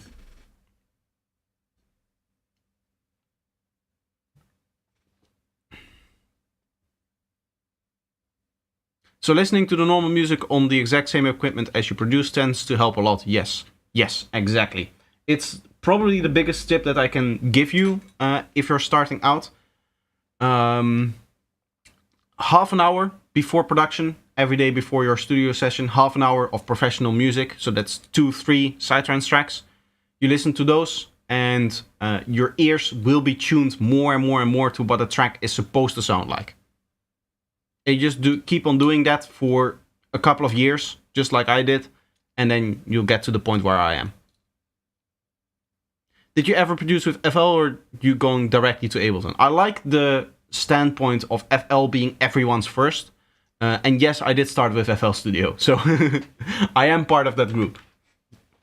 I did start with FL Studio for about 4 years, and then I switched to Ableton, and I've been producing with Ableton now for about 7 years, 8 years-ish, I guess. 7 or 8. I think 8 years. Because it's been almost 11 years that I've been living in Italy, therefore it would be almost 12 years that I've been producing. So yes, 4 years of FL Studio, and then I did 8 years of Ableton, in terms of what my main DAW is. And now I do, for the last 2 years, 2.5 years-ish, I've been mixing in Reaper. So I also learned Reaper.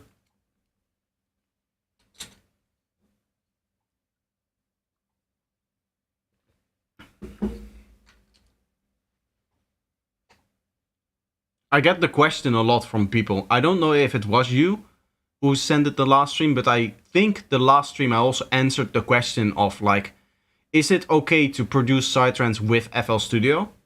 People, I don't know, or I don't think people know how complex of a DAW, how complex of a program FL Studio really is. Like FL Studio and the suites that it comes with in terms of the effects and the synths is probably the most complex DAW out there in terms of just the feature set. So the question, can you produce psytrance with this, is just a yes. Like if you cannot produce psytrance with FL Studio, then everything else should also not give you enough features to do it.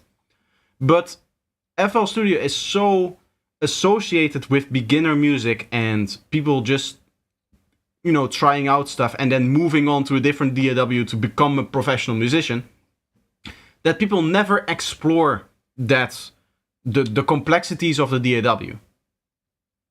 You know what I mean? All of the a lot of the features go unexplored because people move on to a different DAW that they think they need to use because FL Studio is for beginners. It just earned that reputation, which I don't think I don't think it makes any sense for it to have that reputation.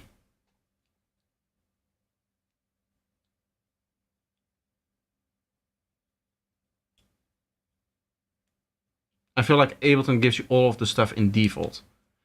I mean, what I like about Ableton, and the reason why I'm sticking with Ableton over FL Studio, is that indeed you have everything on one screen.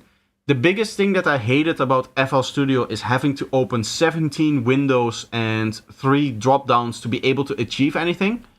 And that is kind of the natural thing that happens if you have more features. So I think in terms of feature set, Ableton has less features, right? There's less buttons up top with functionalities. There's less stuff to the side in the browser in terms of features. There's less stuff that you have in terms of like the sample editor. In FL Studio, if you open up a sample, you have a lot more controls over individual parameters, how you can edit the sample, which in Ableton you don't have. That being said, all of those features take away a little bit of speed in your production. So all of those features also hinder you in that you have more possibilities, but it also takes you more time to navigate from window to window because there's just more stuff on the screen all the time. So I think Ableton is a nice balance between complexity and simplicity. One of the things, for example, that I don't like about Bitwig when I initially tried Bitwig was that it felt like they took Ableton and they said like, okay, all of the simple things that Ableton does, let's make all of those things complex and it will be better. Which I don't necessarily think is the case. Don't get me wrong, Bitwig is better DAW than Ableton. I will state that here on the record, I've said that before. If anybody asks me, should I start with Ableton or should I start with Bitwig, I'll always say, start with Bitwig, it is better than Ableton. As a starting DAW. For me personally, I have spent 8 years learning Ableton. So for me, Ableton is better than Bitwig, because you would need to subtract the time that it would take me to get as good with Bitwig as I am now with Ableton in terms of my production speed and workflow and everything like that. But any beginning producer, I would always recommend that they start with Bitwig, and they'll have a better experience than with Ableton. That being said, though, I do think that the learning curve for Bitwig will be a little bit higher than the learning curve for Ableton. Why is Bitwig better? It just has better features. Its feature set is just better. There's things that you can do in Bitwig that you cannot do in Ableton. Some things like, there's very obscure things like plugin sandboxing, making sure that if a plugin crashes, it doesn't crash your whole project like it does in Ableton. If a plugin crashes in Ableton, Ableton crashes, right? If a plugin crashes in Bitwig, that plugin crashes, Bitwig says, hey, this plugin is crashing. Do you want me to force stop it and restart it again? And then you just force stop it and restart it again, something like that. And Bitwig will say, okay, we'll still maintain the project and you can just continue doing what you're doing. Just this plugin was malfunctioning a bit. The other thing is delay compensation. Whenever you have anything with delay, Ableton is purely made to minimize delay, which means with it being mainly a live performance application and not technically a DAW, Ableton is focusing more on trying to get the latency as low as possible. So they have their latency delay compensation set up in a way that it will calculate the latency right here in Ableton, and then it will calculate it right here, and it will just compensate for that. What stuff like what DAWs do, like Bitwig for example, is they'll calculate the latency here, they'll calculate the latency here, here, here. For every plugin, they'll calculate the latency and compensate per plugin. And Ableton doesn't do that. Ableton just compensates in one go, right? It takes the latency that exists within the project and it just, I think, compensates that in the master here. Meaning that if you use something like, SizeScope. SizeScope is a good example. If I take SizeScope over here, everything is currently without any latency. So everything is nice and in sync. If I add a linear phase EQ before SizeScope, which introduces a lot of latency, we can see here 32,768 samples of latency, almost 700 milliseconds of latency. You can see that in here, right? It's no longer in sync. It takes a little bit of time to start playing. That's natural. Every DAW is going to have that. But every other DAW is still going to compensate it so that SizeScope is going to just read out normally. As opposed to doing this, where now we have to go in here 32,680, I think it was. Yeah, something like this. You have to align it again with the exact sample rate or the exact samples of delay that you have, and then it will be in sync. You only have to do this in Ableton. No other DAW forces you to do this.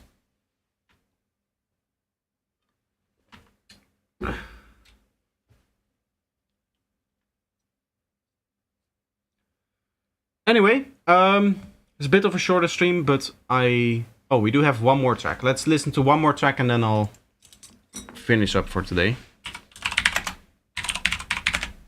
I'll close the stream. This is my fault. I should have typed this before.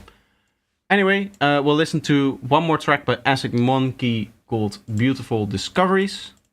And then we'll finish the stream for today. Today, a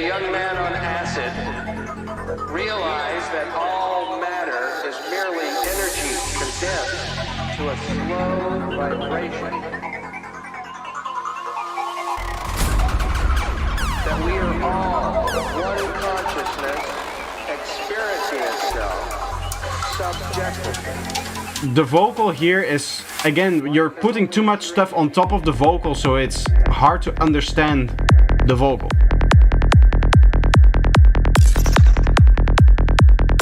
Don't mind my stereo analyzer, by the way, it crashed again. Just look at the average here. Should be good. Nice clean kick and bass. I like this.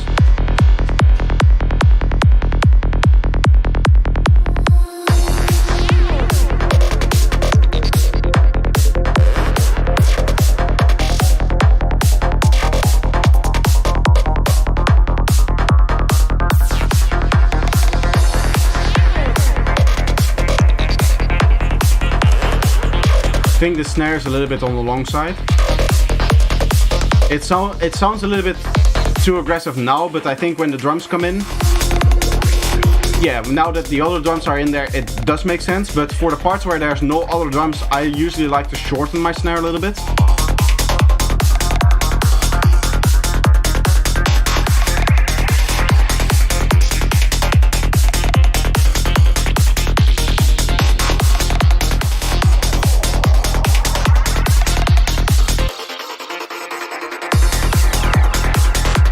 Here in the fill, you should do some more stuff, like a little drum fill, something like that.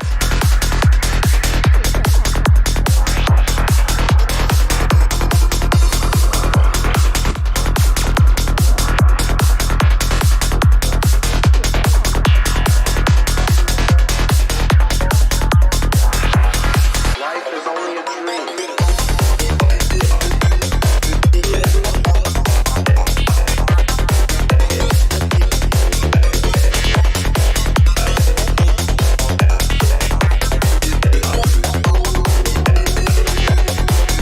I also feel like the snare is a little bit on the loud side. Maybe turn it down by a dB or two.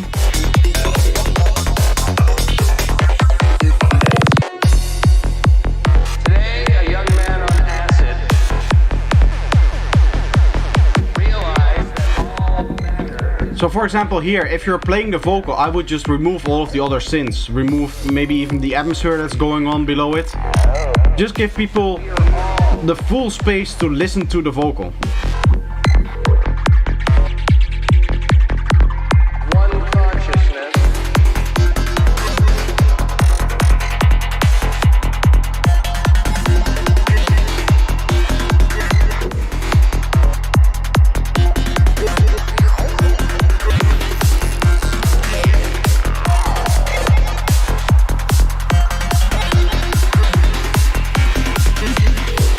There is no such thing as death. We are the imagination of ourselves.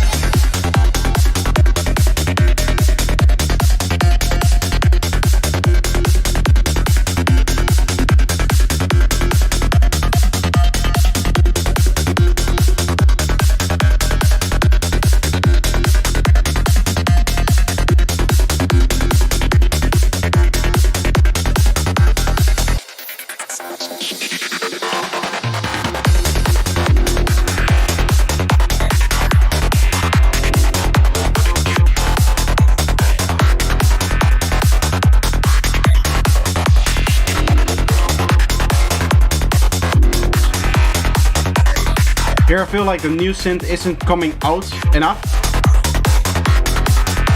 So either it's too dynamic or it's just too quiet. There should probably be a fill if you're switching to this synth over here.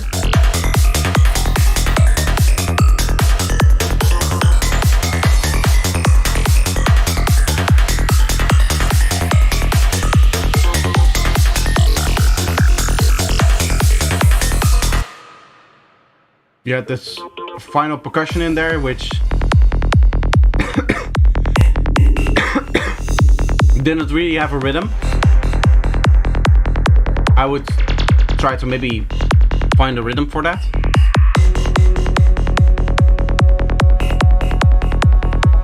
I say percussion, but it was like a percussive synth kind of element with like a reverb tail on it or something like that.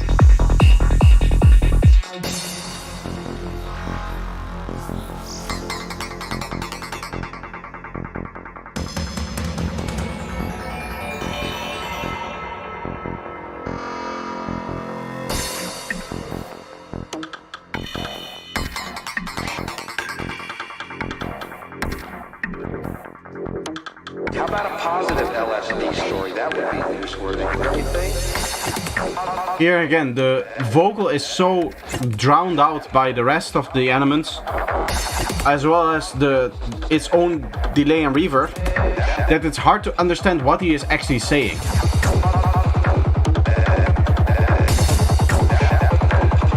And this is just a small effect, like if you turn down the dry wet on the delay and the reverb by 5%, maybe 10%, it should be okay. But if you're going to have vocals that tell a story, make sure that within your mix, within your production, that story has ample space to come through.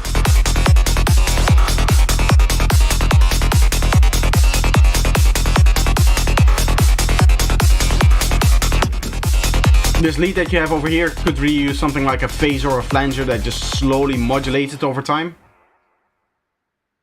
And then there should be more stuff happening as well, I guess.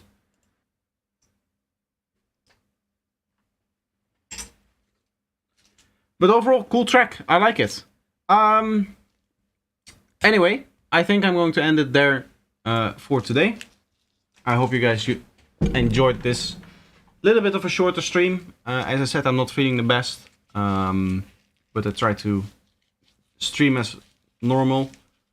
I'm trying to figure out what kind of important announcements I have to make, but I cannot think of any. In terms of videos, is there anything important coming up? I don't think so. Like, I have my normal tutorials coming up and stuff like that. It's what is this? Ever since one of my shorts popped up again, it's again 9 out of 10. What, 9 out of 10, 10 out of 10, always for every short here happening. Always for every long format video as well. Even it was the strangest thing. I'll tell you again the story that I told in the beginning. My YouTube, like, this video came out, right? It was one of the best performing videos on my channel ever in the first day, right? And I can go in here and I can show that. First day, you can see massive boost in views than what it would normally get, which is the gray stuff down below. So you would expect that to continue that trend, and it just completely flatlines. And that has been the case with this video as well. It has been the case with this video as well, which came out today. Like, this video isn't performing super well either, right? Even though I think that it's an interesting, good video with a nice thumbnail that should get people to click and stuff like that. And it's the same for shorts. Ever since I felt like, okay, my channel was popping off, it's now growing more than ever. Ever since that happened, it's just lower again. It's just going down again. I'm getting 2K, 3K, 2K here, and now it goes 1K. If I break 1K, I should be happy. So that's what for those wondering, that is what is making me feeling a little bit low today, this last week. Trying to figure out why all of a sudden YouTube has decided that my channel should get less promotion for some reason, or should get less views. That's what it feels like. So that's the reason why I'm feeling a little bit down. And therefore that's the reason why I'm ending the stream a little bit earlier than I would normally choose to do so. Because normally I aim for between 3 and 4 hours.